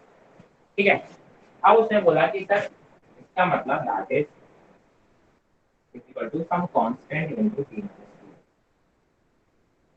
ये उसने बनाया, मैंने बहुत सी बात है। अब आप क्या बोलोगे, इसमें मैं और अप्रोक्सीमेशन ले लेता हूँ, मेरी जो प्रॉब्लम है वो मेरे से और भी ज्यादा इजीली सॉल्व हो जाती है। ठीक है, अगर मैं थोड़ा सा अप्रोक्सीमेशन और ले लूँ, ठीक है, वो अप्रोक्सीमेशन क्या ले लेता हूँ, मैं एवरेज फॉर्मूला यूज कर लेता हूँ, टी एवरेज वाला। ठीक है, टी एवरेज का मतलब क्या होगा, देखो आप बोलोगे सर मैंने कहा पहले मेरे पास कुछ इनिशियल टेम्परेचर होगा बॉडी का, और फिर आप बोलोगे थोड़ी देर बाद कुछ बॉडी का टेम्परेचर फाइनल हो जाएगा, ये रही बात। तो आप क्या बोलोगे कि सर यहाँ से यहाँ टेम्परेचर डिक्रीज करा रहे हो, कुछ टाइम में यहाँ से यहाँ डिक्रीज होगा, ठीक है, तो मैंने कहा सर टी एवरेज ले लेते हैं। टी एवरेज कितना हो गया, that is T initial plus T final upon two. ठीक है, तो ये जो बॉडी, ये जो फॉर्मूला है वो ऐसे बना लेते हैं, देखो डेल्टा टी मतलब क्या हो गया, डिफरेंस, तो T final minus T initial लिख देते हैं अपॉन टी। ठीक है, T final minus T initial, ये माइनस साइन, मैं कितने टाइम में यहाँ dt को मैं लिखते हैं स्मॉल टी, टी टाइम में ये चेंज हुआ, that is equal to k times of T को मैं टी एवरेज लिख देता हूँ, क्या लिख देता हूँ, T average, T initial plus T final upon two minus T of surrounding. ये मेरा और भी अप्रोक्सीमेट फॉर्मूला है जो कि मैक्सिमम टाइम में इसी को यूज करने वाला हूँ। मैं किसको यूज करने वाला हूँ, इसको यूज करने वाला हूँ, ध्यान रखिए। अच्छा, आपको मालूम है टी फाइनल जो होगा वो लोअर होगा टी इनिशियल, ऑब्वियस सी बात है, फाइनल टेम्परेचर इज कम होगा। तो अगर अगर आप बोलोगे कि सर टेम्परेचर फाइनल कम होगा, तो आप कह सकते हो मैं टेम्परेचर इनिशियल को टेम्परेचर हायर को ले दे रहा हूँ और टेम्परेचर फाइनल को टेम्परेचर लोअर को ले दे रहा हूँ। ठीक है, तो अगर मैं फाइनल को हायर बोला, देखो इसको अगर मैं माइनस से मल्टीप्लाई करूंगा तो टी इनिशियल पहले आ जाएगा और टी फाइनल बाहर आ जाएगा, किंतु मेरे मालूम है T initial will be higher, तो इस फॉर्मूले को मैं ऐसे लिख देता हूँ, higher temperature minus lower temperature upon time is equal to k times of higher temperature plus lower temperature divided by 2 minus temperature of surrounding। ये फॉर्मूला मेरा मैक्सिमम टाइम काम कर जाएगा। ठीक है, इसका एक प्रॉब्लम देख लेते हैं, और इस पे क्वेश्चन आ चुके हैं पास्ट में, इसलिए ये काफी इंपॉर्टेंट है और आते रहते हैं। This rate of cooling is very important, ध्यान रखेंगे।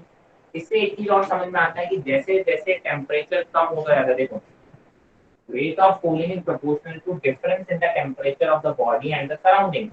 मतलब जैसे जैसे बॉडी का टेम्परेचर कम होता जाएगा तो सराउंडिंग और टेम्परेचर गैप भी कम हो जाएगा, तो मतलब बॉडी धीमे ठंडी होगी। जब टेम्परेचर बहुत ज्यादा होता है तो जल्दी जल्दी ठंडी होती है, जैसे जैसे टेम्परेचर गिरता जाता है तो आप बोलते हो बॉडी स्लो हो जाती है ठंडा होना। ठीक है, ये तो हमने नॉर्मल लाइफ में भी हम ऐसा फेस करते रहते हैं, तो कहीं ना कहीं हमने आपको देखो ये बताया हुआ है, हाँ आप ऐसे बोल सकते हो। ये फॉर्मूला बहुत इंपॉर्टेंट है, इसको हम यूज करने वाले हैं, क्वेश्चन सॉल्व करेंगे। इसमें कहीं कोई डाउट है तो पूछो, नहीं तो फिर हम सॉल्व करते हैं क्वेश्चन। ठीक है, तो देखो इसको।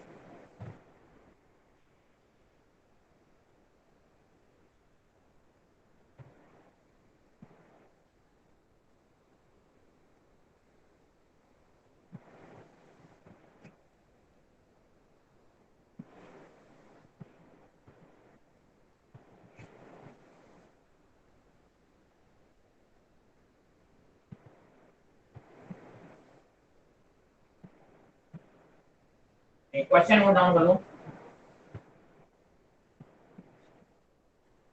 A body, a body cools down, a body cools down from 70 degree Celsius to 60 degree Celsius 70 degree Celsius to 60 degree Celsius in 10 minutes. In 10 minutes.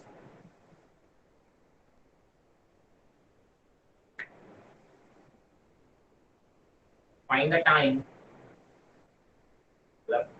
Find that extra time, more time, in which it reaches 50 degree Celsius.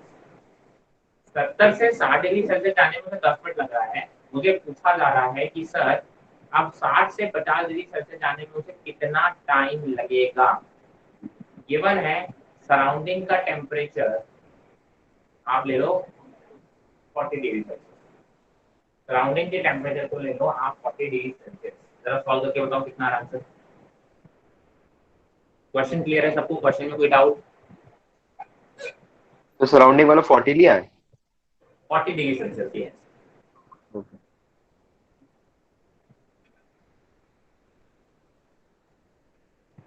Sixty के 50 के बीच में निकालना है ना time. 60 से 50 जाने तक में टाइम निकालना है ना.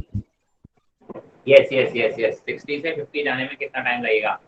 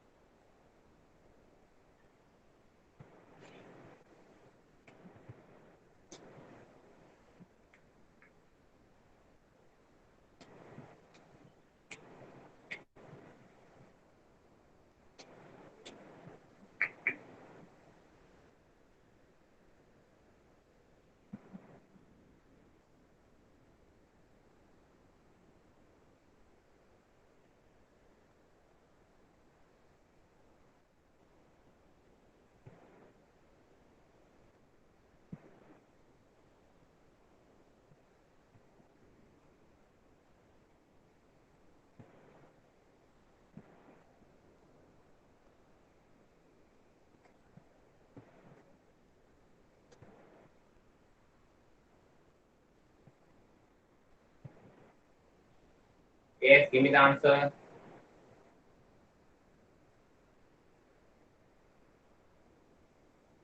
Who is getting the answer?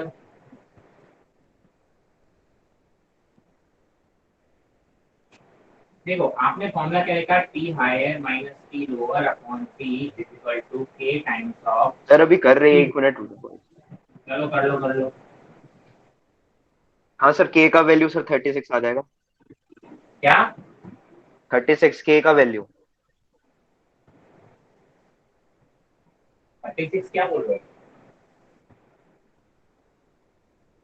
Sir 1 minute जो कर रहा है.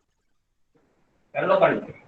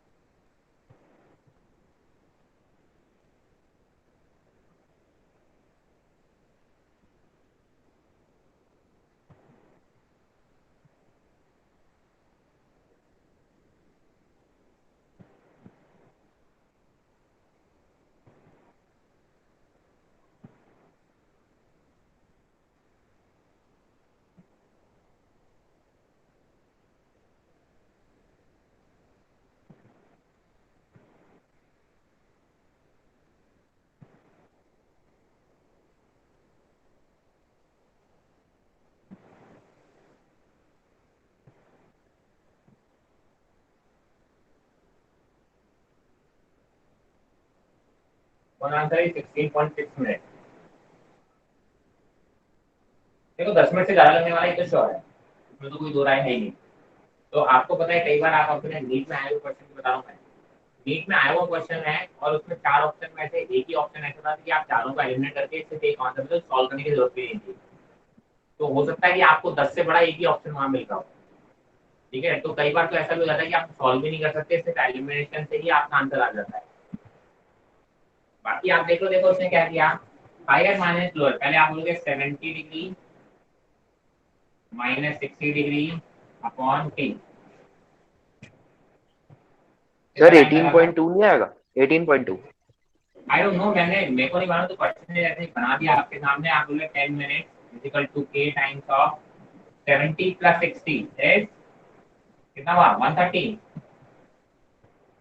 130 by 2 माइनस सराउंडिंग का टेम्परेचर इज 40। दूसरी इक्वेशन लिखोगे आप 60 minus 50 upon t is equal to k times of 110 by 2 minus 40। Divide कर दो इक्वेशन 1 और 2 को, k से k कैंसिल हो जाएगा, यहाँ पे आएगा 10 by 10। सॉल्व कर लो यार, कर दूं क्या आगे की कर लोगे? कर लेंगे सर। ठीक है, तो कैलकुलेशन करके आपको इस p की वैल्यू फाइंड आउट करनी है, बहुत ज़्यादा टफ नहीं है। ठीक है, तो this is how,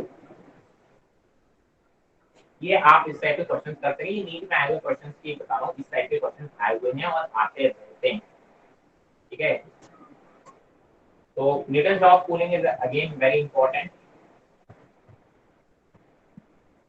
approximate answer, कभी कभी आपको एग्जैक्ट आंसर नहीं आएगा because it's a very approximation, right? ये अप्रोक्सीमेशन है, तो आप कभी कभी आपको अपने आंसर देख के बताना पड़ता है कि आंसर कितना आ रहा है। चलिए आगे बढ़ते हैं।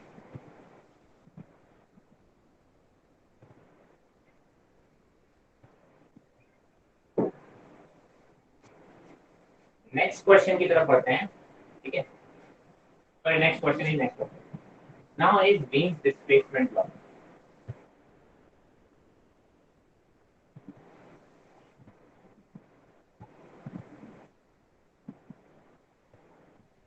देखो होता क्या है, किसी भी टेम्परेचर पे आई एम रेडिएटिंग राइट, मैं कई अलग अलग वेवलेंथ की एनर्जी रेडिएट कर रहा हूँ। फॉर एग्जांपल मैं इस टी शर्ट की बात करूँ, ये तो ब्लैक है, किसी भी कलर की बात करूँ, मान लो ये ब्लू कलर का कैप है। This time it is radiating या रिफ्लेक्टिंग, क्या छोड़ो। मैंने कहा कि सर मेरी बॉडी, कोई भी एक बॉडी इस टाइम पे कई डिफरेंट वेवलेंथ की एनर्जी को रेडिएट कर रहा है। कई सारी वेव्स मेरी बॉडी से निकल रही हैं, उनकी अलग अलग वेवलेंथ है। कोई इंफ्रारेड में होगा, कुछ एनर्जी अल्ट्रावायलेट के फॉर्म में होगी, कुछ ब्लैक एनर्जी के फॉर्म में होगी, कुछ मतलब अलग अलग infrared, ultraviolet, X rays, microwave. मैं इतनी एनर्जी तो रेडिएट नहीं करूंगा कि एक्स रेज और माइक्रोवेव की कर रहा हूँ। अब होता क्या है कि सर लेकिन इनमें सबसे ज्यादा किसी पर्टिकुलर वेवलेंथ रेंज की एनर्जी मैं सबसे ज्यादा रेडिएट कर रहा हूँ, करेक्ट? तो आप क्या बोलोगे कि सर कुछ एक पर्टिकुलर रेंज, मतलब मान लो रेड के अराउंड बोलो या इंफ्रारेड के अराउंड बोलो, उस रेंज की सबसे ज्यादा एनर्जी मैं रेडिएट कर रहा हूँ। ठीक है, तो हर बॉडी ऐसा करती है। तो बीम डिस्प्लेसमेंट लॉ क्या बोलता है कि वो जो वेवलेंथ रेंज है, जो मैक्सिमम जिसके लिए आप एनर्जी रेडिएट करते हो, that is inversely proportional to. ठीक है, क्या बोलती है सर, वो वेवलेंथ जिसके लिए आप सबसे ज्यादा एनर्जी रेडिएट करते हो उसको लैम्डा एम बोल दिया उसने। ठीक है, उसने क्या बोला कि the wavelength for which you are emitting the maximum energy per second is inversely proportional to the temperature of the body. मतलब अगर बॉडी का जितना ज्यादा टेम्परेचर होगा तो लैम्डा एम उतना ही कम होगा। ठीक है, जितना ज्यादा लैम्डा टेम्परेचर ज्यादा होगा तो लैम्डा एम उतना ही कम होगा। ठीक है, उसको हम बोलते हैं बीम डिस्प्लेसमेंट लॉ। इसका भी ग्राफ भी देख लेंगे हम। मैंने कहा sir lambda M is equal to B by D. एक डी एक कांस्टेंट है जिसको हम बोलते हैं बीम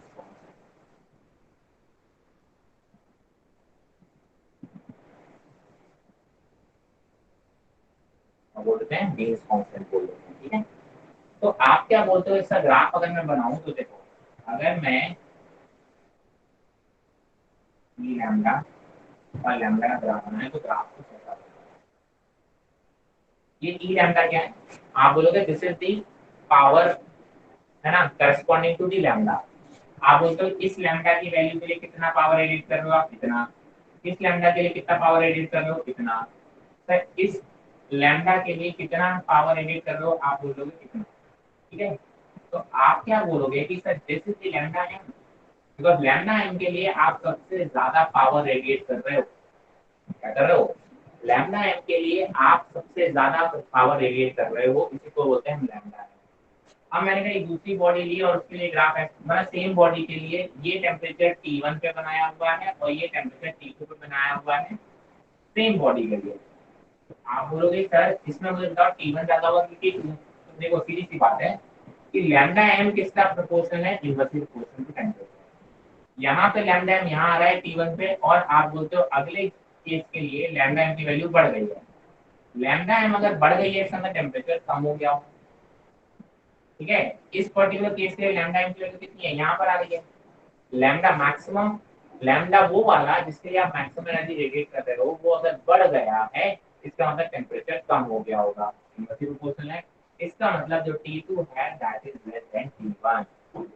इस पे कई क्वेश्चन बन चुके हैं, ड्यूल डिस्प्लेसमेंट लॉ कई बार पूछे जा चुके हैं क्वेश्चन। लास्ट ईयर भी इस पे क्वेश्चन बना हुआ था, वो कॉम्बिनेशन से बना था। एक तो उसमें ड्यूल डिस्प्लेसमेंट लॉ, इस पे बहुत सारे क्वेश्चन पूछे गए हैं। ड्यूल डिस्प्लेसमेंट लॉ प्लस वो स्टेफन्स लॉ, उन दोनों के कॉम्बिनेशन से क्वेश्चन आए थे 2018 में, ठीक है। तो इसको हम बोलते हैं बीम डिस्प्लेसमेंट लॉ की। सर फिर से बोलो, वो लैम्डा जिसके लिए आप मैक्सिमम एनर्जी रेडिएट करते हो, वो जो लैम्डा है वो inversely proportional to temperature of the body है। अगर आपकी बॉडी का टेम्परेचर बढ़ेगा तो वो मैक्सिमम वाला एनर्जी वाला लैम्डा विल डिक्रीज, ठीक है। तो ये है बीम डिस्प्लेसमेंट लॉ। इसके बारे में भी, इसकी एक वैल्यू होती है यार, मेरे को आज याद नहीं है, 2.67 समथिंग है, ठीक है। तो वो एक जरूर देख लेना, बीम्स कांस्टेंट की वैल्यू मुझे याद नहीं आ रही है, वो एक बार देख लेना। खैर जब भी इस टाइप के कांस्टेंट होते हैं तो उनकी वैल्यू गिवन होती है, और मैक्सिमम टाइम तो ये कांस्टेंट कैंसिल आउट हो गए होते हैं, तो ज्यादा परेशान होने की जरूरत नहीं है, ठीक है। बट एक बार देख जरूर लेना। तो ये तो बातें हुई मीन्स डिस्प्लेसमेंट लॉ, काफी इंपॉर्टेंट है, इस पर कई बार क्वेश्चन पूछा जाता है, मैं फिर से बोल रहा हूँ। अब इस पर्टिकुलर टॉपिक का एक सबसे लास्ट सर टॉपिक उसकी होगा value sir 2.89 into 10⁻³ metre kelvin. Sorry 2.89 into 10⁻³ metre kelvin. हाँ ऐसे कुछ है, 2.89 इंटू 10⁻⁷ मीटर केल्विन, राइट, ऐसी कुछ, ठीक है। तो आप बोलोगे इससे कई बार क्वेश्चन पूछे जाते हैं। नेक्स्ट टॉपिक जो अपन पढ़ने वाले उससे भी क्वेश्चन पूछे जा चुके हैं, उसको हम बोलते हैं सोलर कांस्टेंट। तो देखो सोलर कांस्टेंट की डेफिनेशन क्या है वो देख लेते हैं, इसका स्क्रीनशॉट लो।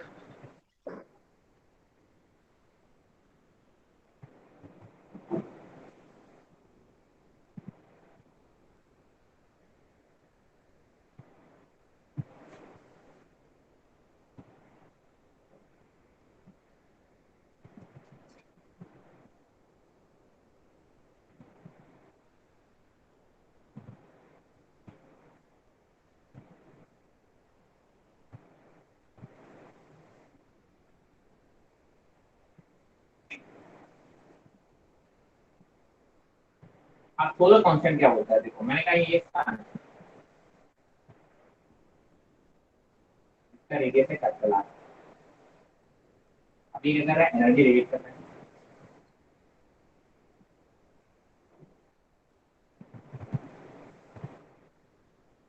एनर्जी रेडिएट कर रहा है चारों तरफ। आपने बोला कि सर इस सन से इस सर्टेन डिस्टेंस पर अर्थ है, यहाँ पे बहुत छोटा सा अर्थ है, ठीक है। इस सन का टेम्परेचर है Ts मान लो। सोलर कांस्टेंट क्या बोलता है कि सर ये डिस्टेंस है स्मॉल आर, क्या बोलता है, अर्थ, अर्थ पे भी कुछ एनर्जी पहुंच रही होगी ना फर्स्ट। तो द अर्थ जितनी एनर्जी पर यूनिट एरिया रिसीव कर रहा है, ध्यान से सुनना, energy received per unit area per unit time by the earth is equal to the solar constant, ठीक है। आपने बोला जरा देखो ये जो एनर्जी मान लो इसने पावर रेडिएट किया, रेडिएट पावर किया है। अब ये पावर रेडिएट अगर हम देखें तो एक पूरे स्क्वायर में इक्वल डिस्ट्रीब्यूट हो जाएगा, है ना। यहाँ से अगर 100 जूल चल रही है, सोचो 100 जूल यहाँ से अगर निकल रही है तो आप बोलो यही 100 जूल फैल जाएगी पूरे स्क्वायर में, क्लियर है। तो आप बोलोगे जो 100 जूल यहाँ चली है वो इस पे पहुंचने टाइम तो बहुत कम बची होगी क्योंकि ये पूरे स्क्वायर पे डिस्ट्रीब्यूट हो गई होगी।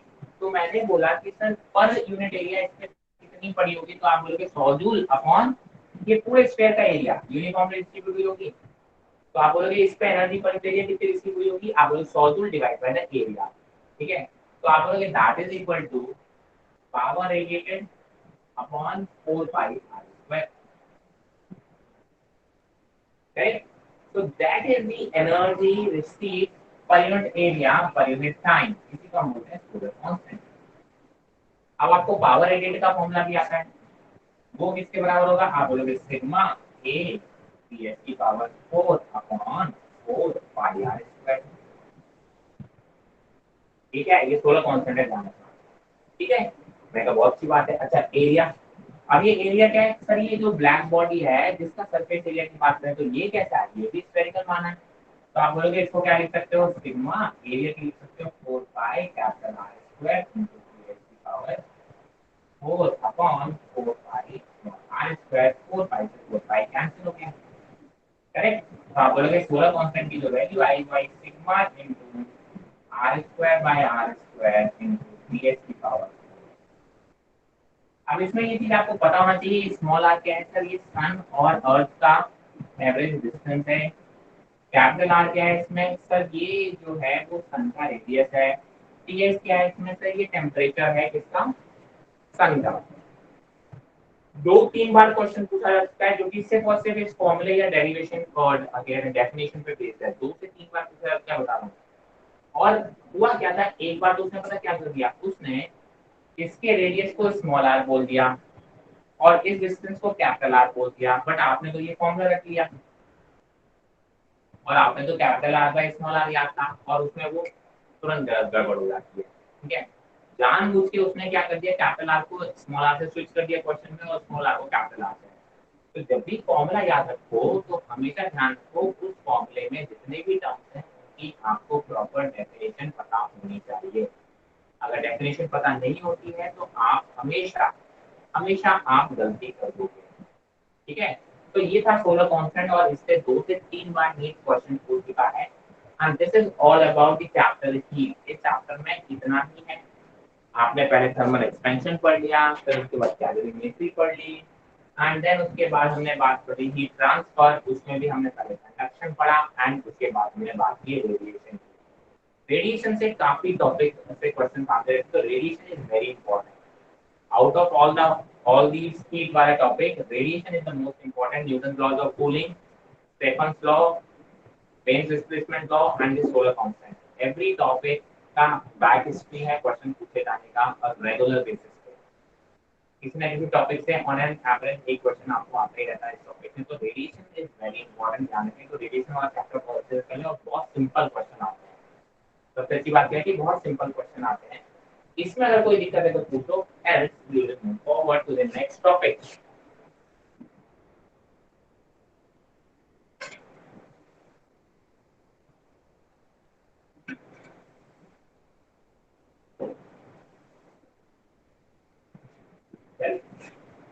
तो ये तो बातें हो गई आपकी। अच्छा नेक्स्ट वेडनेसडे को जो टेस्ट है उसमें सिलेबस क्या रखना है बताओ, एनीवन? सिलेबस बता दो कितना कितना रख दिया जाए। सर लास्ट तो ग्रेविटेशन तक आया था। हाँ आज मुझे याद है, आगे बताओ कहाँ तक रख दिया जाए। आज की क्लास तक रख दिया जाए क्या?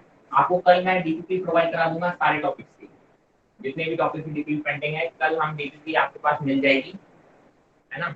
तो आपके पास कल का टाइम होगा, परसों का टाइम होगा, मंडे होगा, ट्यूसडे होगा, 4 दिन होगा। आप आराम से प्रैक्टिस कर सकते हो और प्रीवियस का क्वेश्चन मैंने आपको ऑलरेडी बोला और तुरंत तो सॉल्व कर लिया करो, तो वो तो प्रैक्टिस आप कर ही रहे होगे मेरे हिसाब से, ठीक है। तो बाकी मैं आज कल मैं आपके पास टॉपिक के साथ, तो अभी तक के आज तक का मैं सिलेबस में काउंट कर लूँ क्या? किसी को कोई दिक्कत है कि सर, या फिर यहाँ तक everyone is happy about the syllabus? Anyone anyone having issue? नहीं सर ज्यादा हो रहा है, कम हो रहा है, किसी को ऐसा तो नहीं लग रहा है? Basically solids, fluids and the heat, तीन chapter, solid, fluid and the heat. अब हीट में थर्मल एक्सपेंशन अलग आता है, कैलोरीमेट्री अलग आता है, हीट ट्रांसफर अलग आता है, लेकिन है वो एक ही चैप्टर के अंदर, ठीक है। तो अलग अलग आप नहीं कह सकते। तो I think that's more than enough, आप इतना कर सकते हैं। आगे अब जो आगे यहाँ से पढ़ने वाले हैं वो हम वेडनेसडे के सिलेबस में काउंट नहीं करेंगे, ठीक है। Everyone clear with the syllabus? Yes sir. Yes sir. Sorted है सर। ठीक है, क्योंकि आप लोग के डाउट आते रहते हैं कि सर सिलेबस क्या है, सिलेबस क्या है, इसलिए मैं बहुत क्लियरिटी से और मैं बहुत एडवांस बता देता हूँ इसलिए, ताकि आपको ऐसा नहीं हो कि एकदम लास्ट मिनट में पता चले। ठीक है, तो आपके दिमाग में थोड़ा सा मेंटली भी आप प्रिपेयर रहें।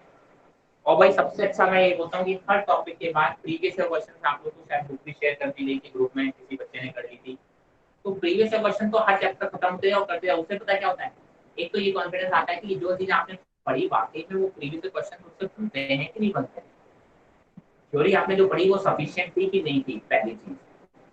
दूसरा कॉन्फिडेंस आता है अगर वो क्वेश्चन आपसे बनने लगते हैं, मतलब अगर प्रीवियस ईयर क्वेश्चन बन रहे हैं तो आगे भी बनने के चांसेस ज्यादा हैं।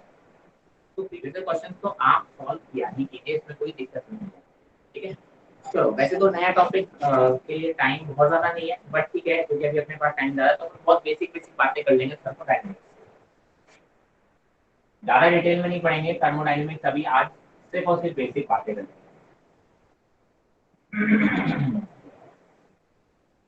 थर्मोडायनेमिक्स में बेसिकली अपन 3 लॉ पढ़ते हैं, zeroth law, first law and second law. Sorry,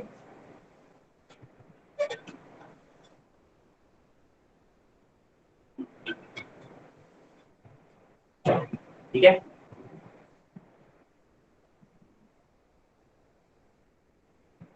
अब होता क्या है, सबसे पहले तो जीरोथ लॉ को जीरोथ नाम क्यों दिया गया सर, क्योंकि जीरो से हमें कुछ भी नहीं मिलता। जीरोथ लॉ अगर आपको क्या बोलता है कि अगर एक बॉडी का टेम्परेचर कुछ है, दूसरी बॉडी का टेम्परेचर कुछ है और वो दोनों सेम टेम्परेचर पर हैं, मतलब इफ ए का टेम्परेचर और बी का टेम्परेचर सेम है और बी का टेम्परेचर सी का टेम्परेचर सेम है, तो आप बोलते हो ए और सी का भी सेम होगा। अरे यार इसमें क्या बात है ना, शीला की एज मुन्नी की एज के बराबर है और मुन्नी की एज चुन्नी की एज के बराबर है, तो बोले चुन्नी और शीला की एज बराबर होगी। अरे यार क्या बातें कर रहे हो। ठीक है, तो इसीलिए तो यही आप बोलते हो जीरोथ लॉ। जीरोथ लॉ से मतलब हमें कुछ नहीं मिलता। ठीक है, इसलिए उसका नाम जीरोथ लॉ नहीं है। जीरोथ लॉ का नाम जीरोथ लॉ क्यों है, क्योंकि सर हमारे पास first law second law already आ चुके थे, जीरोथ लॉ बाद में आया। बट जीरोथ लॉ बहुत बेसिक लॉ था, मतलब फर्स्ट और सेकंड तो बहुत हाई लेवल के लॉ हो गए, जीरोथ लॉ तो बहुत बेसिक लॉ था जो कि आपको पता ही है। ठीक है, तो हम फर्स्ट सेकंड के बाद उसको थर्ड नाम नहीं दे सकते। ठीक है, तो इसलिए उसका नाम रख दिया जीरोथ लॉ, ताकि हम उसे उससे पहले पढ़ें। तो जीरोथ लॉ क्या बोलता है कि सर कोई भी दो बॉडीज अगर थर्मल इक्विलिब्रियम पे है, थर्मल इक्विलिब्रियम का केवल एक मतलब होता है टेम्परेचर सेम।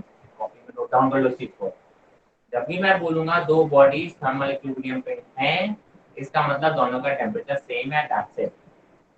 जब भी दो बॉडीज ए और बी अगर थर्मल इक्विलिब्रियम पे हैं, बी और सी थर्मल इक्विलिब्रियम पे हैं, तो ए और सी भी आपस में थर्मल इक्विलिब्रियम पे होंगी। ठीक है, दैट इज जीरोथ लॉ, बहुत इंपॉर्टेंट नहीं है। अच्छा, थर्मोडायनेमिक्स वैसे आपने केमिस्ट्री में भी रिवाइज किया होगा, ठीक है, ध्यान रखेंगे। तो उसमें हम ज्यादा बातें नहीं करेंगे, हमारे मतलब की बातें हम सिर्फ करेंगे। तो फर्स्ट लॉ है, that is very important, question generally वहां से आते हैं। देखो सीधी सी बात है, मैं एक सीधी बात बोलूंगा कि सर अगर एक बॉडी को, ये एक बॉडी है,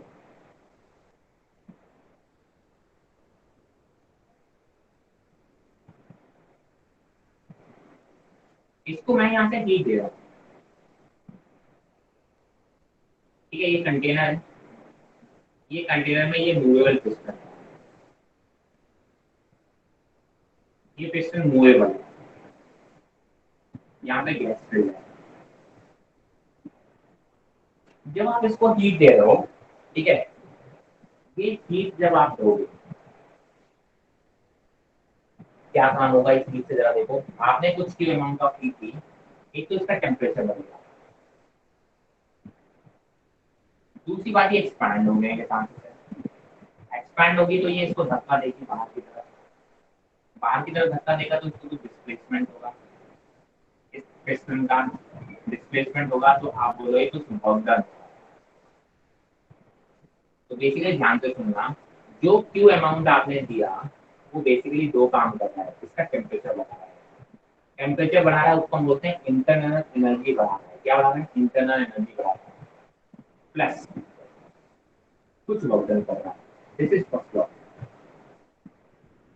ध्यान रखना, वर्क डन कौन कर रहा है, गैस कर रही है ना।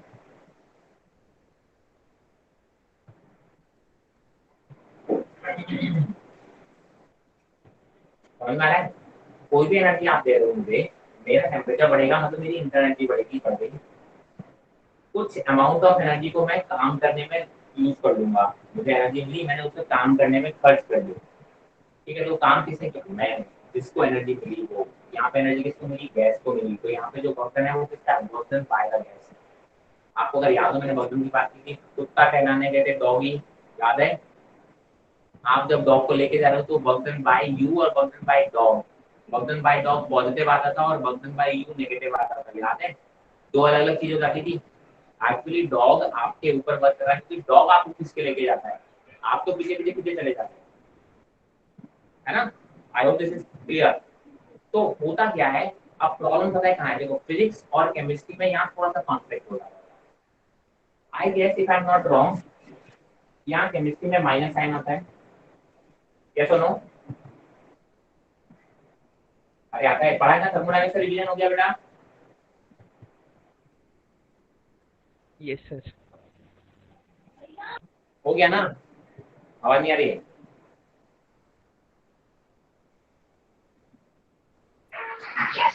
Yes sir. उसमें ये फॉर्मूला क्या है? Q equal to U minus W लिखा था, Yes, sir. है ना?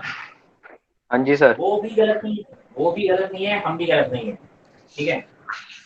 अब लेकिन आप बोलते हो कि सर फिजिक्स की थर्मोडायनेमिक्स अलग से लेगी, केमिस्ट्री की थर्मोडायनेमिक्स अलग से लेगी क्या? मैंने कहा नहीं, ऐसा नहीं होता। साइंस है यार, साइंस के सिर्फ दो ब्रांचेस अलग हैं, तो क्या दोनों ब्रांचेस में अलग अलग फिनोमेना चलेंगे? नहीं, तो एक ही बात है। अगर मैं आपको थर्मोडायनेमिक्स, जब आप मान लो एमएससी कर रहे हो, एमएससी में मैंने थर्मोडायनेमिक्स पढ़ा दी, थर्मोडायनेमिक्स की एक बुक आती है, अब आप क्या बोलोगे? सर ये कौन सी थर्मोडायनेमिक्स है, केमिस्ट्री वाली है कि फिजिक्स वाली है? सर ये साइंस वाली है। दोनों चीजें सेम ही होंगी, अलग अलग तो हो ही नहीं सकती। तो सर क्या लोचा है? लोचा ये है कि सर वो जो वर्क डन की बात करते हैं वो work done on the gas की बात करते हैं, ठीक है? कहीं पे आपको लिखा भी मिल जाएगा। वो वर्क डन किसकी बात करते हैं? On the gas. वो आदमी के ऊपर वर्क डन हो रहा है उसकी बात करते हैं, हम बात करते हैं आदमी ने कितना वर्क किया। मेरे ऊपर तो डॉगी वर्क कर रहा है ना, मेरा वर्क डन तो नेगेटिव याद था। डॉगी आपको आगे की तरफ खींच रहा होता है और आप उसको पीछे की तरफ खींच रहे होते हैं। आप उसको पीछे ऐसे खींच रहे होते हैं ना, तो आप बोलते डिस्प्लेसमेंट आगे होता है और आप फोर्स इधर लगा रहे होते हो। तो वर्क डन बाय यू, देखो यहाँ पे थीटा कैसा आता है? 90 डिग्री। तो वर्क डन बाय मैन जो आता है वो कैसा आता है? नेगेटिव आएगा। जबकि वर्क डन बाय डॉग कैसा आ जाता है? पॉजिटिव आता है, ठीक है। तो अगर ये जो डॉग कर रहा है किस पे हो रहा है? Work done on the man कर रहा है, बाय द डॉग। तो बातें बस यहाँ पे अंतर हो गई। हम बात कर रहे हैं work done by the man और वो बात कर रहे हैं work done by the dog on the man, ठीक है। तो साइन ऑपोजिट आएंगे कि नहीं आएंगे? यस सर, ऑपोजिट आएंगे। तो इसीलिए मैं यहाँ अगर प्लस लगा रहा हूँ तो वैल्यू माइनस लगा देते हैं। क्यों? अगर मेरा वर्क डन पॉजिटिव आएगा तो उनका वर्क डन नेगेटिव आएगा, क्योंकि मेरा बाय का गैस है। मेरा बाय का गैस मतलब इस पिस्टन को अगर ये धक्का दे रहा है तो ऑब्वियसली बात है ये जिस डायरेक्शन में फोर्स लगा रहा है फोर्स भी नहीं लगा रहा होगा और डिस्प्लेसमेंट भी इधर ही हो रहा है, तो work done by the gas positive हो गया। But actually on the gas कैसा हुआ? आपने बोला पिस्टन इस पे किधर धक्का लगा होगा? नीचे की तरफ। बट डिस्प्लेसमेंट तो ऊपर की तरफ हुआ, पिस्टन को ऊपर खिसक गया। पिस्टन गैस को नीचे दबाने की कोशिश कर रहा है, गैस पे वर्क नीचे ही करने की कोशिश कर रहा है, बट पिस्टन कहाँ चला गया? ऊपर की तरफ। तो इस फोर्स और डिस्प्लेसमेंट में एंगल कितना हो गया? 180। तो work done by the piston on the gas is negative. तो साइन ऑपोजिट आते हैं इसलिए। अच्छा, हमारे क्वेश्चन में जब भी आप पढ़ोगे फिजिक्स में, वहाँ बहुत क्लियरली मेंशन होता है we are talking about the work done by the gas और ऑन द गैस। क्वेश्चन की लैंग्वेज पढ़ के समझना पड़ता है। केमिस्ट्री में सिर्फ वर्क डन लिख के आता है, वहाँ पे मैक्सिमम क्वेश्चन में बाय द गैस और ऑन द गैस नहीं आता। वो बाय डिफॉल्ट अंडरस्टूड है कि वो we are talking about the work done on the gas. अब यही नीट में 2019 में क्या हो गया? 2019 में केमिस्ट्री में क्वेश्चन लिख के आ गया, अगर आप 19 को उठा के देखो थर्मोडायनेमिक्स का, कि sir find the work done by the gas, mention कर दिया उसने। लेकिन केमिस्ट्री में आपको आदत क्या पड़ी है? सिर्फ वर्क डन की, और वर्क डन क्या बाय डिफॉल्ट आपके दिमाग में होता है? On the gas. आपने तो ऑन द गैस निकाल दिया, आंसर आपका जो आया, और क्लियर करेक्ट आंसर क्या हुआ? सर उसके जस्ट ऑपोजिट साइन का आंसर आया, ठीक है। तो यहाँ पे थोड़ा कॉन्फ्लिक्ट हो जाता है। तो आप तो ध्यान रखें फिजिक्स में तो हमेशा हम बात करें यहाँ पे जो वर्क डन लिख रहे हैं वो work done by the gas है। अगर ऑन द गैस लिखना है आपको, ऑन द गैस दे रखा है तो उसमें साइन में नेगेटिव लगाना आपकी जिम्मेदारी है ये। ठीक है, अगर उसने ऑन द गैस दे रखा है तो उसे बाय द गैस में कन्वर्ट करने की जिम्मेदारी आपकी है, ध्यान रखेंगे ये बहुत इंपॉर्टेंट है। अच्छा, अब हम बात करेंगे इसमें मोस्टली आइडियल गैसेस की, हम तो केवल इसकी बात करेंगे आइडियल गैस की। और आइडियल गैस में यू किस पे डिपेंड करता है, केवल केवल टेम्परेचर। ठीक है, तो आप बोलोगे यू की वैल्यू हमेशा क्या होगी, NCV डेल्टा टी या NCVT। देखो यू यहाँ पे होगा नंबर ऑफ मोल्स, ये सी क्या हो जाएगी, molar specific heat capacity at constant volume, और टी हो जाएगा टेम्परेचर। अगर आप delta actually Q equal to delta U लिखना चाहिए, चेंज इन एंथैल्पी। तो डेल्टा यू कितना हो जाएगा, NCV डेल्टा टी। यू से पता करेंगे, देखो यू आप कोई सा भी प्रोसेस, अब आप देखोगे थर्मोडायनामिक्स का अलग प्रोसेस होते हैं, adiabatic process, isochoric process, isobaric process. Inter energy में प्रोसेस से कोई फर्क नहीं पड़ेगा, हमेशा यहाँ पे कांस्टेंट वॉल्यूम वाला ही सी यूज होगा, क्योंकि ये इंटर एनर्जी का फॉर्मूला है। ठीक है, हाँ ये जो क्यू आएगा, देखो अलग अलग प्रोसेस के लिए क्यू अलग आएगा, अलग अलग प्रोसेस के लिए वक्त अलग आएगा, बट दिस इज कांस्टेंट, ये हमेशा यही आएगा चाहे प्रोसेस कुछ भी हो। ठीक है, तो ये है आपका फर्स्ट लॉ, इसी पे बेस्ड जनरली क्वेश्चन बहुत ज्यादा अच्छे से पूछे जाते हैं। ये बेसिक अंडरस्टैंडिंग इसकी अगर आ गई तो आपको काफी अच्छे से समझने में आ जाएगी। तो ठीक है, इतनी ही बातें करते हैं, कुछ ज्यादा अपन आगे नहीं बढ़ते हैं। ठीक है, अगले लेक्चर से अपन स्टार्ट करेंगे, अपन बात करेंगे कि सर कौन कौन से डिफरेंट प्रोसेस होते हैं। बहुत सिंपल लैंग्वेज में अपन प्रोसेस को हम समझने की कोशिश करेंगे और आपका चैप्टर बहुत अच्छे से कवर हो जाएगा। ठीक है, तो आज के लिए इतना ही काफी है। कोई डाउट है तो आप मुझसे पूछ सकते हो, any doubt, any kind of doubt आप मुझसे पूछ सकते हैं, और बाकी तो ठीक है अदरवाइज। ठीक है, टेस्ट का सिलेबस आई थिंक सबको क्लियर है, टेस्ट का सिलेबस क्या है। और डीपीपी मैं कोशिश करूंगा आज शाम को ही आपको डीपीपी मिल जाए, और नहीं तो आपको कल आपको डेफिनेटली 3-4 डीपीपी मिल जाएगी, बैठ के सॉल्व कीजिएगा, ताकि मंडे को हमारी जब क्लास हो सकती है इस बीच में भी 2 क्लास 2 दिन अभी बच रहे हैं उसमें भी हो, मंडे तक लेकिन सारे डीपीपी डिस्कस हो जाएंगे। आपको कल का टाइम मिलेगा, परसों का टाइम मिलेगा, तो मंडे को हमारे पास सारे डीपीपी डिस्कस करेंगे। टिल देन जो भी चैप्टर है उनके प्रीवियस क्वेश्चन आप सॉल्व करके रख लीजिए जब तक आपको डीपीपी नहीं मिल रही। मैं फिर से बोल रहा हूँ, जितने भी चैप्टर हमने कवर करनी है लास्ट के अभी, सॉलिड, फ्लूइड एंड हीट, इन तीनों चैप्टर्स के नीट के प्रीवियस क्वेश्चंस कल तक सॉल्व कर लीजिएगा। कल तक आपको अगर कोई डाउट है उसमें तो आप मुझसे पूछ लीजिएगा, एंड हम उसके बाद हम बात करेंगे डीपीपी। क्लियर है? नहीं कोई दिक्कत, किसी को कोई आपत्ति, कोई भी विपदा? No, sir. No sir. चलिए फिर, thank you for the day.